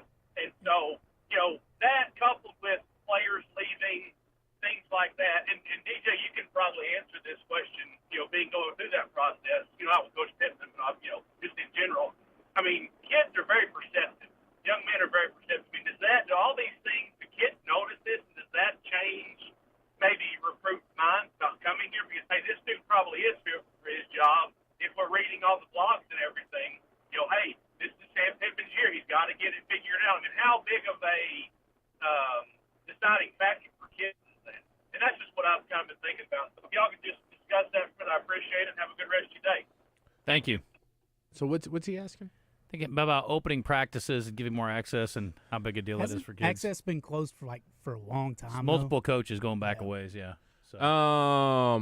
I think for Pittman's case is he understands how huge fan involvement is for the environment. It switches up, what practice is like. You want to get more out of practice, have people in the stands. I don't know why it's like that, but it's just the truth. And I'd say at the same time, he wants to make sure that fans stay with him. And what better way? It's almost like what Ted Lasso did. Remember that? You watched Ted Lasso? He started letting fans come to practice. Mm-hmm. And it was just very interesting how I'm sorry to base it off of a fictional show, but there was some truth to it. No doubt. Of giving the fans a little bit more, hey, I'm going to open this door, have you in. You're a part of this team just as much as we are. It creates a very good environment. And I think players really do pick up on that. Especially recruits, when they see it, they're just like, dang, this is a special place. I'm going to say something, and again, it's just my perspective, and you can disagree if you want to. I'm not going to argue about it. And it's not because I don't like him, because I really do. But I thought Coach Pittman handled the PR side of his position very poorly last year. He got snarky a little bit with the media, and I understand you don't want to answer the same kinds of questions over again when your team is struggling. The getting off Twitter thing was ridiculous. It just is. In this environment, in today's world, you have to stay on there. If you don't want to respond to knuckleheads, that's fine. I wouldn't either. There's no point in that. There's no upside. But you can't get off social media because somebody hurt your feelings or called you fat. It's dumb. And so I would say that he got failed in the PR department last year. This is a great PR move. In today's game, I get it, especially on the social media, because that's where your players are, especially when it comes to recruits. You see some coach do a great job at it. But at the same time, do you ever flashback to when people talk about, Bobby Petrino, how great he was as a coach, how active was he on social media? If not any. That's not his thing. It's different now. I agree. Like I say, so it's grown and it's changed. Now, yes, do I think I think he needs to understand when it comes to social media, that's where his current players are every single day, and you're supposed to tell them, figure out a way to filter this stuff. Like, this is just crap. If you're not mentally tough enough to put this where it belongs, and that's completely out of your mindset and not let it affect you, then you need to work on be better at that. So when he let it affect him, yes, I was thinking, well, what are we doing here? Mm-hmm. You should know better than anyone else that's just people just being idiots. Like, there's no way around it. Why are you letting it affect you? And it's setting the tone for his players to now not necessarily block out the noise, but pay attention to the noise and then start letting it affect you, which we've seen just kind of in – don't get me started. I was struggling last year. So I think I kind of agree with you on this one. What I would have said is, hey, look, Coach, here's the deal. The media's going to ask you tough questions. And this is a pretty soft media group. I mean, they're good guys. They're going to ask pertinent questions. They're not trying to dig or get you. It's an easy life to live comparatively to a lot of markets. Yeah. So let's play nice with them because they're here to promote the program in some ways in addition to covering the program. So let's not kid ourselves. And let's be nice. I mean, Tom Murphy's not exactly some journalistic killer. As solid as a journalist I think he is, he's never been a gotcha guy. He's not a guy that's trying to write stories to create controversy. You don't have that, luckily. And then on the PR side of the Twitter thing, again, you want to never look at it for a month because you're mad or upset or somebody said something that was cruel. That's fine. But you can't talk about it or address it or shut it. It's like when people write stuff on here that is horrific, but they're anonymous. You know what I do? Glance at it, move on, don't even address it because it doesn't matter, and nobody will know the difference. But I see that a lot on this board. But when you make it happen, when you say something like, oh, I didn't like what I was seeing, so I shut it off, couldn't take it, people are going to feel some kind of way. Oh, they feel good. Are you about to hit something? Yeah, we got to go to the entertainment report. Go ahead. Right. What do you got? No, I mean, just back to your point with the press conferences and getting kind of chippy and short. I do understand that because I was in those rooms, and I know what he wanted to say, but he can't. When he talked about the struggles up front, what's up with this, he wanted to say, all right, my guys are just not good. I don't know what else to tell you. We teach them what to do. They do it in practice, but you put them against some real talent, they just can't keep up. There's a way to say that. There's a way to say that? Yeah. We didn't execute what we practiced as well as we should have. No, then they say why. Then I was there. They said, what's going on? What's the trouble from practice to there that not letting you execute? Then he would follow up and say, you want me to answer him? I'll play fake coach. Yeah, Ask me a question. Okay, yeah. So you talked about execution, Coach Acri. Right. What's happening from practice where it seems like they're executing and the difference between practice and Saturdays? Well, it's pretty clear we didn't communicate it well enough in practice to the point where it translates to the game. And in addition, maybe we're not calling plays that are the most beneficial to us that certainly work well with the talent that we have on the field at the time. So, yeah, again, that's on us. That's on us. Yeah, well, in the communication aspect, don't you feel like you're at a point in your career where communication should be one of the least things you need to worry about come Saturday? Shouldn't all that communication start with the preparation in the week? Communication, if you're saying that's a problem, then that's a coaching thing, right? Well, Tom, it started in the preseason. The problem is we obviously – and look, I will be happy to tell you the truth. We did not have the right guy at offensive coordinator. We felt really good about the situation with Coach Enos. It was obviously a bad fit, so we started off on the wrong foot, and it's been a bit of a mess ever since, so we're playing catch-up a little bit, and it's been a struggle. When you talk about the bad fit with Enos, I mean, he obviously came back from a reason because he was so successful with Brandon Allen, so you know what he can do is successful in the SEC.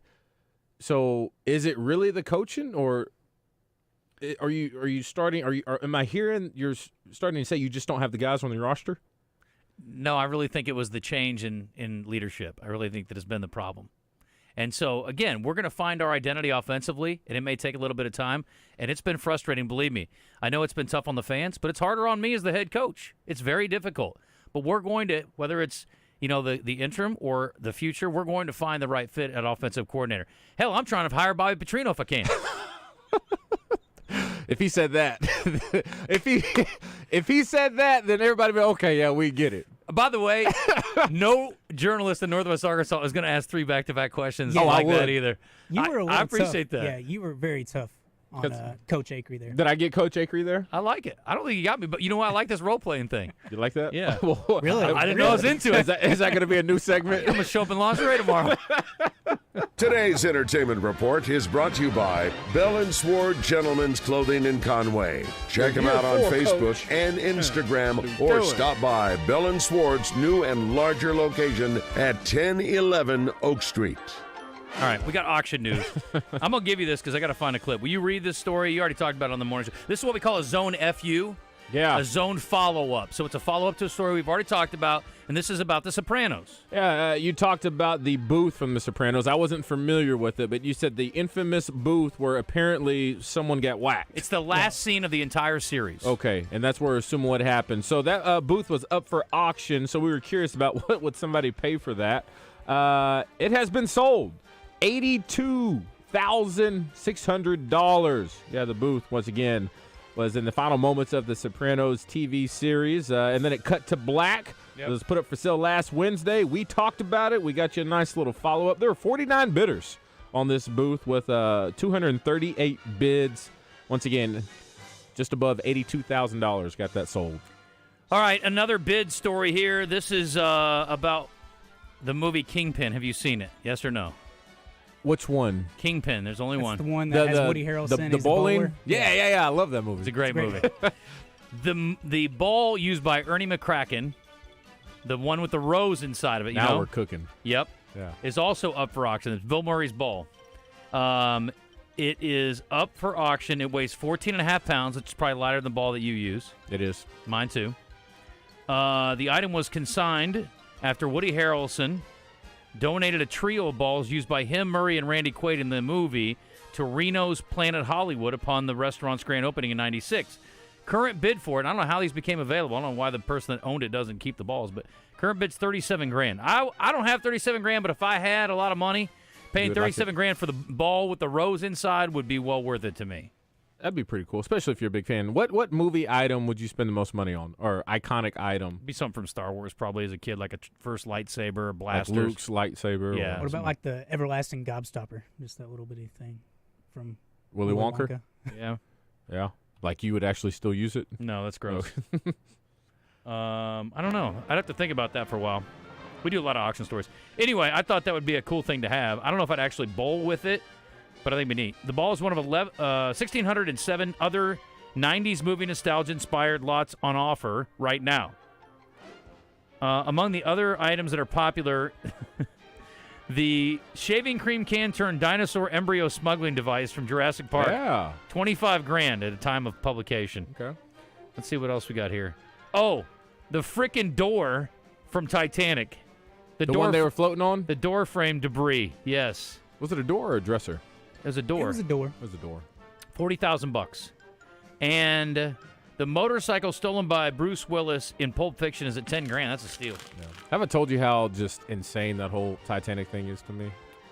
No, but like Rose, stay on. Remember when she got on the boat, the lifeboat? Yeah. Stay on the boat. Yeah, right. What are you doing? You're right. Now Jack spends the rest of the show or movie dragging you around. Right. He would have survived better on his own. No doubt. Selfish. She killed Jack. There's a lot of relationships Spoiler like alert. that, DJ. Yeah. A lot of relationships like that. Let me handle this. Yeah. You know? And we can hang out later. Mm-hmm. She just needed to be right there. Yeah. God. I know it. Can I play a clip from Kingpin just so we can stay there for just a second? Sorry. Milking your cow for you. Yeah, it took a little while to get her one. She sure is a stubborn one. That We don't have a cow. We have a bull.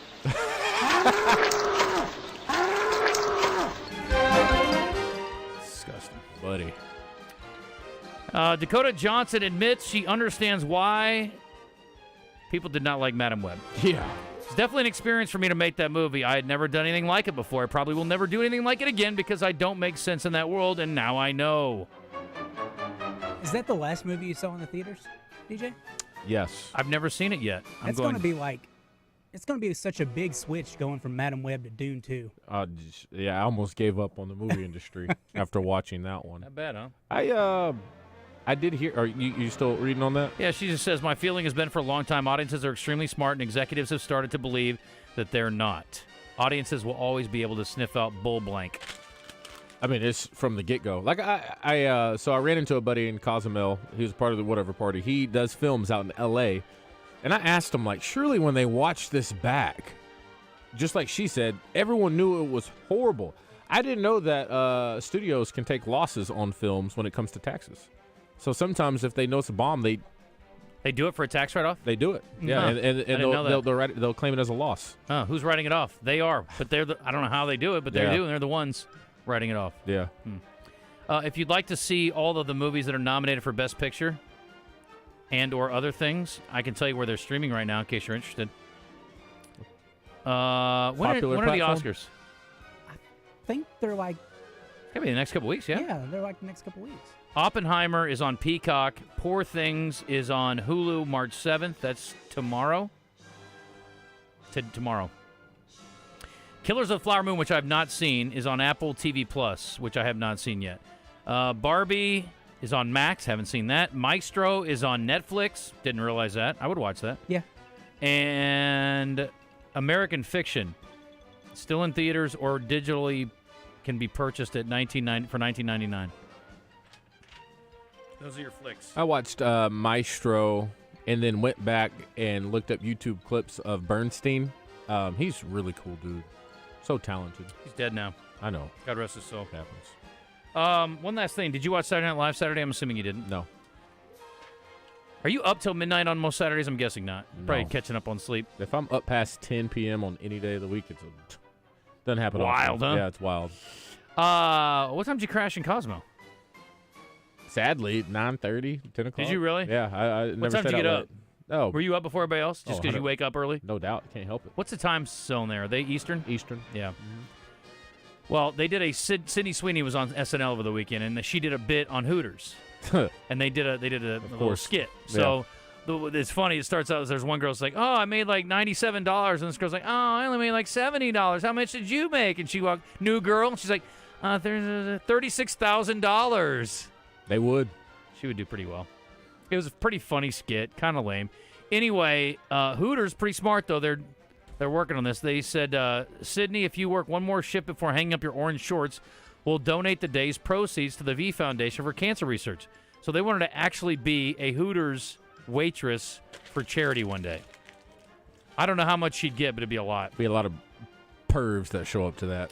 Yeah. They need big time security on that day. You want to know something? Are you going to be there? You want to know something about me that you didn't want to know? I lost the bet. You're going to be in line? I lost a bet to a former colleague once, and I dressed up as a Hooters waitress and raised some money for cancer. True story.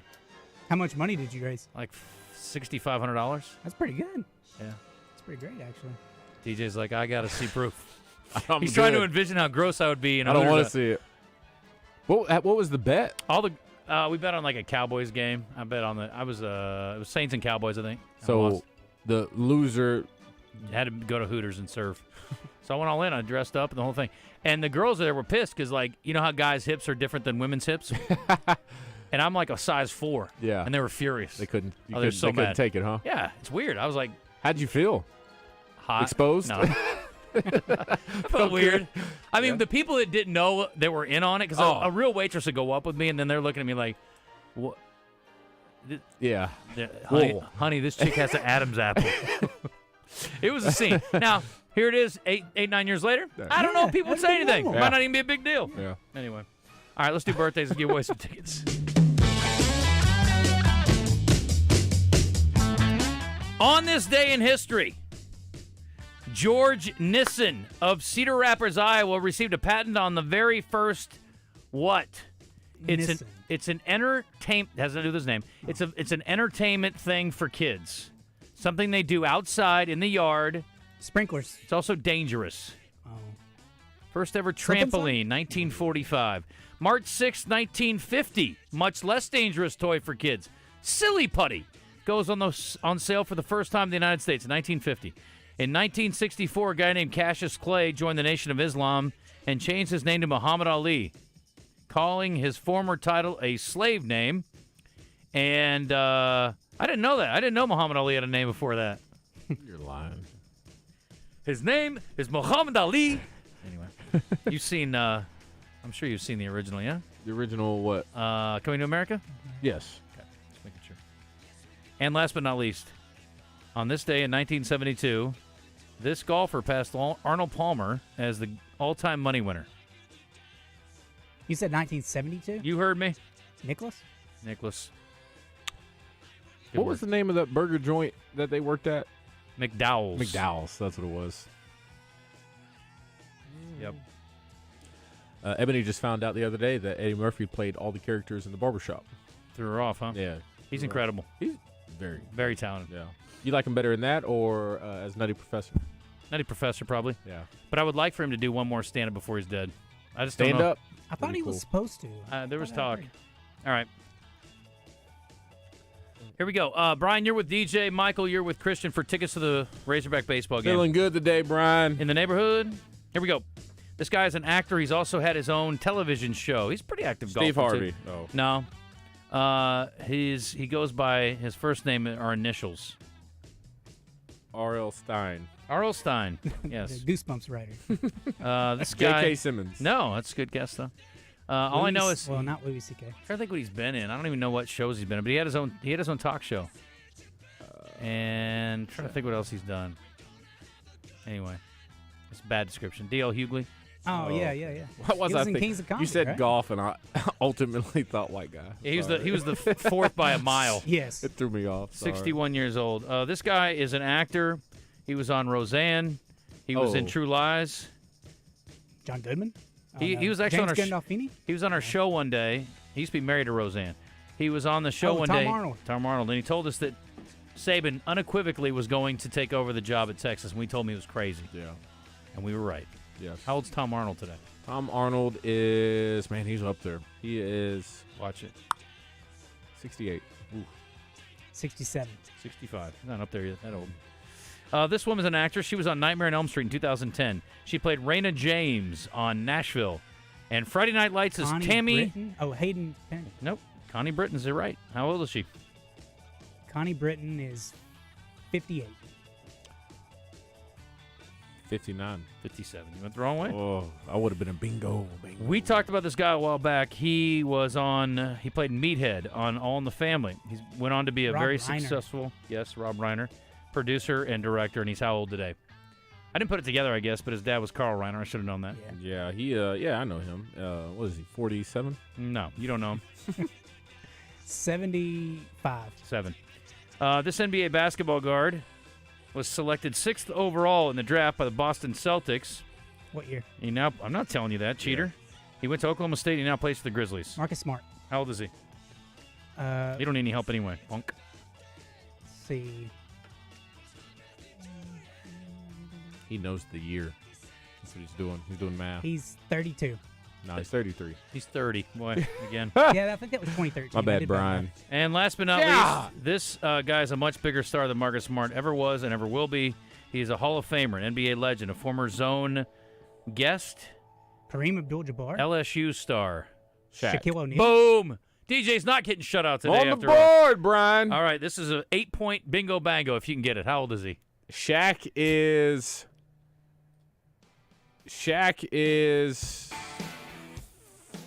50. 51. He's 52. Michael, enjoy it, buddy. Enjoy your tickets. Go have a good time up there and root real hard for Tiger. Next time, buddy. Next time. We got to hit a timeout. You just have the one thing today? Yeah. You want to take it with James on the other side? Yeah, let's give him a call. See what's got going on. Yeah. Okay. Be back in a second. We got What the Hell coming up, 12:38. You never roll in the hay. That's Roundy Hauser. That's what we're going to hear October 3rd at the Justin Moore Show. This is him. We're still here? This is him? This is Randy Hauser. I'm there for Justin, though. Obviously. You're going just like, I hate you, Randy. Shut up with Justin out there. No doubt.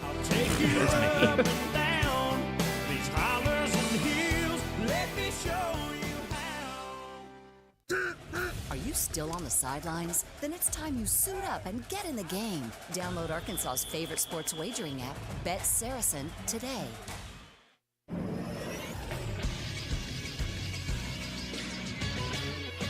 This is SportsCenter.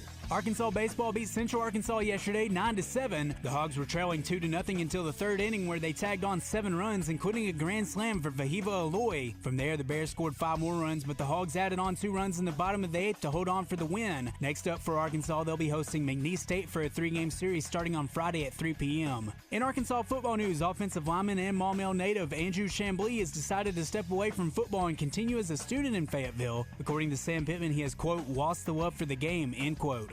And Arkansas basketball plays their penultimate regular season game tonight as they take on LSU at home at 6. TV coverage is on SEC Network. Radio coverage is on The Buzz. I'm Christian Weaver with The Buzz Radio Network.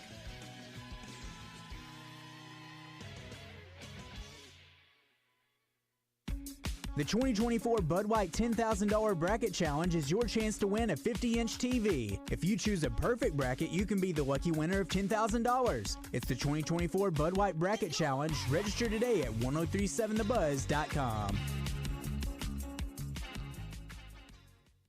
Rock out with the only American-style sushi experience. Rock and roll sushi. Founded on great food and rock and roll. Rock and roll? Rock and roll sushi. Deliciously twisted flavors and a rock and roll vibe that'll blow your mind. We got hibachi, too. Chicken, shrimp, filet, lobster, grilled vegetables, savory fried rice, and super salad. Rock and roll sushi for lunch or dinner. rockandrollsushi.com. Now with 5 locations in Central Arkansas. Slam dunk your way into March with Southland Casino Hotel's $100,000 Embrace the Madness giveaway. Every Saturday starting March 9th from 7 p.m. to 10 p.m., 17 winners every hour score a share of $16,000 in free play. Then at 10:30 p.m., 4 lucky champs win their share of $10,000 cash. That's 270 winners in March. Score an entry for every 24 points earned, plus get 5 times the entries on Wednesdays and Thursdays. Embrace the madness at Southland Casino Hotel. Must be 21 plus. Play responsibly. For help quitting, call 800-522-4700. This is a special alert to all Americans who own a vehicle with less than 200,000 miles with an auto warranty about to expire or with no warranty coverage at all. Due to a decline in the economy, CarShield is announcing a low-cost month-to-month vehicle protection plan that is now available to the public to save any driver out-of-pocket expenses on future auto repairs. Call now to find out how you can pay almost nothing for covered auto repairs. Yes, you heard that correctly. Pay almost nothing for covered auto repairs. An open phone line has been established for all drivers to call for a free quick quote. Call 800-989-8906 now. Drivers who are covered will not have to pay for covered repairs again. This protection plan is at an all-time low. Additionally, drivers who activate this vehicle protection today will also receive free roadside assistance, free towing, and car rental options at no additional cost. Call us for your free quick quote today. 800-989-8906. That's 800-989-8906. What do you have to lose? Call 800-989-8906. Again, 800-989-8906. You're back in the zone. You know, it can get weird on the show from time to time. Quit waving your meat in my face. Let's see how weird it gets today. She's a very kinky girl, the kind you don't take home to mother. She will never let your spirits down. Once you get her off the street, oh girl, she likes the boys in the band. What the hell, bro? What the hell's going on here? What the hell's the matter with you? Okay. This is shocking. As someone who just moved back down in the heart of pubs, bars, and fast food restaurants. What's shocking? It says living near pubs, bars, and fast food restaurants may lead to a higher risk of heart failure, according to a new research published in Circulation, Heart Failure, an American Heart Association journal. These kinds of ready-to-eat food environments typically provide unhealthy foods and drinks and have been linked to cardiovascular disease, according to the folks at Tulane. Well, listen, nobody lives in a more dangerous zone than Tulane because, let's be honest, New Orleans is a pretty dangerous area when it comes to eating and drinking. You got to watch out for that, Justin, especially with your elevated heart rate. I don't know if downtown's the best for you. Yeah, my blood pressure's apparently through the roof. Heart failure is a condition in which the heart muscle can't pump enough blood to meet the body's needs for blood and oxygen. I talk a lot. Maybe I should talk less. I'd need less oxygen. Then my body could distribute it better. I still can't believe those numbers you told me. I know. And you still function the way you do? I'm incredible. Yeah, you're built different. I'm an animal. I am. Participants in the highest density of ready-to-eat food outlets, defined as 1 kilometer, it's a half a mile or so, had 16% greater risk of heart failure compared to those with no ready-to-eat food environments. That's one of the best things about it, because I'm like, when my son's not over, or my girl's not over, like, I'm cooking for one. Yeah. And as opposed to, like, cooking a meal, I'm just like, I'll walk down to Dugan's Pub and grab a corned beef sandwich and some onion rings, like I did this weekend. Is that your go-to? It was pretty good. Anaheim turkey's my favorite thing from there. Anaheim turkey? It's just a turkey sandwich with Anaheim chilies on it. Oh. They're like the little green peppers. They're not real hot, but they're got a little flavor to them. Yeah. Good. It's a good sandwich. Not familiar with it. Sounds good.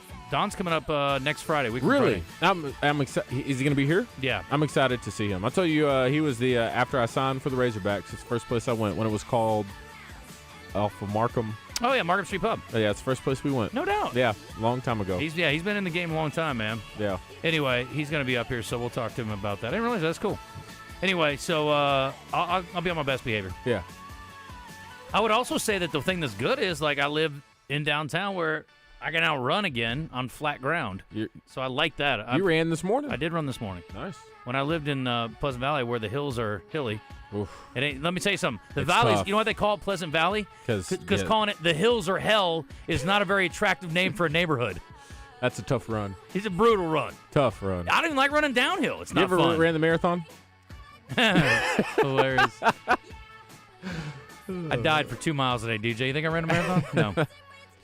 No. This is crazy. A man stuck inside a plane bathroom for 35 minutes ended up being rescued by the pilot, leaving other travelers to wonder who was flying the aircraft. Well, I'm sure there was a co-pilot.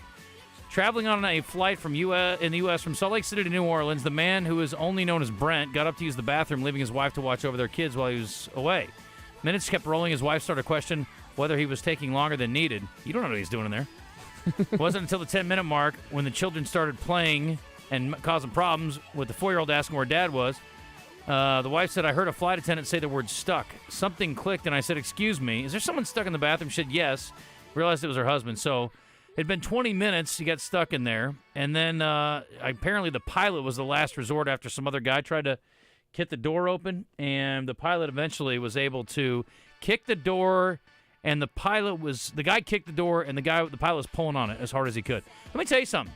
If I'm stuck in a toilet on an airplane for more than 5 or 10 minutes, and you're telling me we can't get me out, that stress you out. No. I will get me out. You'll bust the door down. Get out the way. Yeah. Here I come. He wasn't giving it a good try. Not enough. Brent's soft. I thought after all that, 9/11 pilots weren't allowed to come out of the cockpit anymore. Yeah, they can. Oh, they can? Okay. Yeah, they don't do it very often, but they can. Interesting. I'm getting out that bathroom, too. Yeah. DJ, this is motivation for being in a long-lasting relationship before I'm 73. Okay. This is a Florida woman. You know how they can be. They're wild. Florida woman and her ex-boyfriend robbed a senior citizen under the guise of a romantic date. Wait, say that again? A Florida woman and her ex-boyfriend robbed a senior citizen under the guise, faking, they were going on a date. Chelsea Wright, 34, Andrew Marks, 33, involved in a violent robbery scheme of a 73-year-old man whose injuries required treatment at an area hospital. Police said the elderly victim arrived at a hospital at 5 a.m. and shared a sordid tale regarding his interaction. The 73-year-old said he was meeting Wright at a Daytona Beach bar for a romantic date to discuss their relationship. Wright suggested the victim come back to her house, and he agreed. The 73-year-old followed her to her home, and along the way, she picked up Marks before dropping him off. When the man got out of the car at Wright's alleged home, Marks suddenly reappeared and hit the man on the head with a metal object. They then stole his wallet and fled the scene.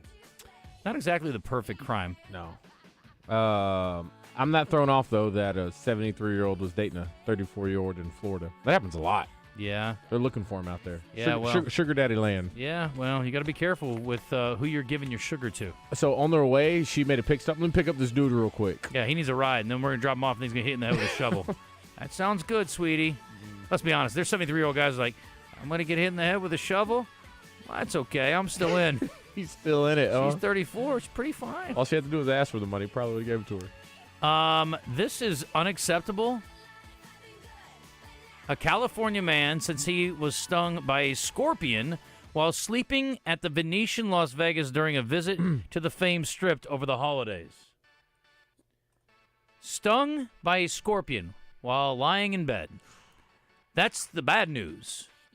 The worst news. Oh, there's worse than that? It was his testicles. Oh, no. Could you imagine? What are you doing? What are you doing? I couldn't imagine what you would do in that situation. I'm screaming. Yeah. And I'm probably... Who are you letting know about it? I'm looking for a roof to jump off. They don't do that, right? Those windows don't open there, right? I went to the restroom and I saw a scorpion hanging on my underwear, says the man.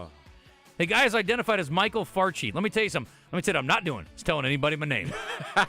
Now you're that guy. I got 2 jobs. Get From the now? scorpion up my balls and not tell anybody my name. My name's Bob Smith. I felt like somebody stabbing me in my private area. It felt like a sharp glass or knife. Oof. He says, I didn't even ask how the arachnid got in the room. Nobody told me about... This sounds like a James Bond theme, doesn't it? It's like, I'll get you. Goldfinger's like, release the scorpion. It'll get his testicles. Scorpion stings are painful, but rarely life-threatening, says the Mayo Clinic. Yeah, well, try your balls, Mayo Clinic, and see how you feel.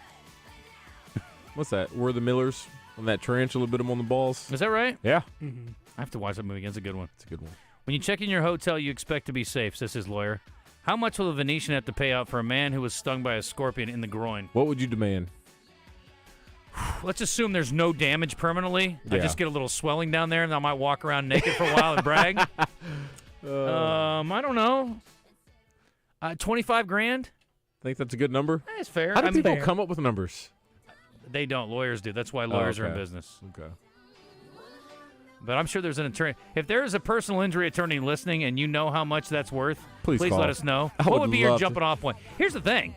The Venetian's not going to go up, No. so you might as well ask for the moon. Yeah. See what happens. Yeah. 25 grand. Stung in the balls. I'd be like 25 grand and free stays for 2 years at any of your properties. You ask for 100, so then they can. You get the 25. And the master, whoever owns that company, doesn't just own the Venetian. I'll be like, no offense, I'm not going to stay here again. I need to go to the Scorpion testicle stinging free hotel, please, if you have one of those. I'd rather stay there. That'd be fine. We'll be back and check in at Guatney and be wrapping things up. Kill for you.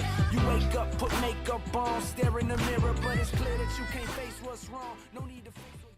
Is your Oaklawn Thoroughbred racing action so close you can feel it? Or is it the view from your trackside luxury suite? However you like it, racing season is off and running at Oaklawn with live races every weekend through May 4th. It's fun by the furlong all season long. Make your reservations today at oaklawn.com. What's your Oaklawn? Gambling problem? Call 1-800-522-4700. Willie D's Rock and Roll Piano Bar open every Tuesday, Thursday, Friday, and Saturday. Cold drinks and dueling pianos. Deep Nightclub downstairs hosts karaoke on Tuesdays and DJs spin on Friday and Saturday nights. Visit WillieD'sPianoBar.com. Megan Thomas for the new Antique Brick Outdoors. That's right, Antique Brick Outdoors has gone through a rebranding along with a warehouse move, so we have got to liquidate our overstocked inventory, which means huge savings for you. In fact, the biggest ever, 60 to 90% off retail pricing. We're talking sofas, rockers, dining, chase lounges, side tables, accessories, pillows, artwork, it all has to go. It's happening March 13th through the 16th from 8 a.m. till 5 at Antique Brick Outdoors, 1609 East 9th Street.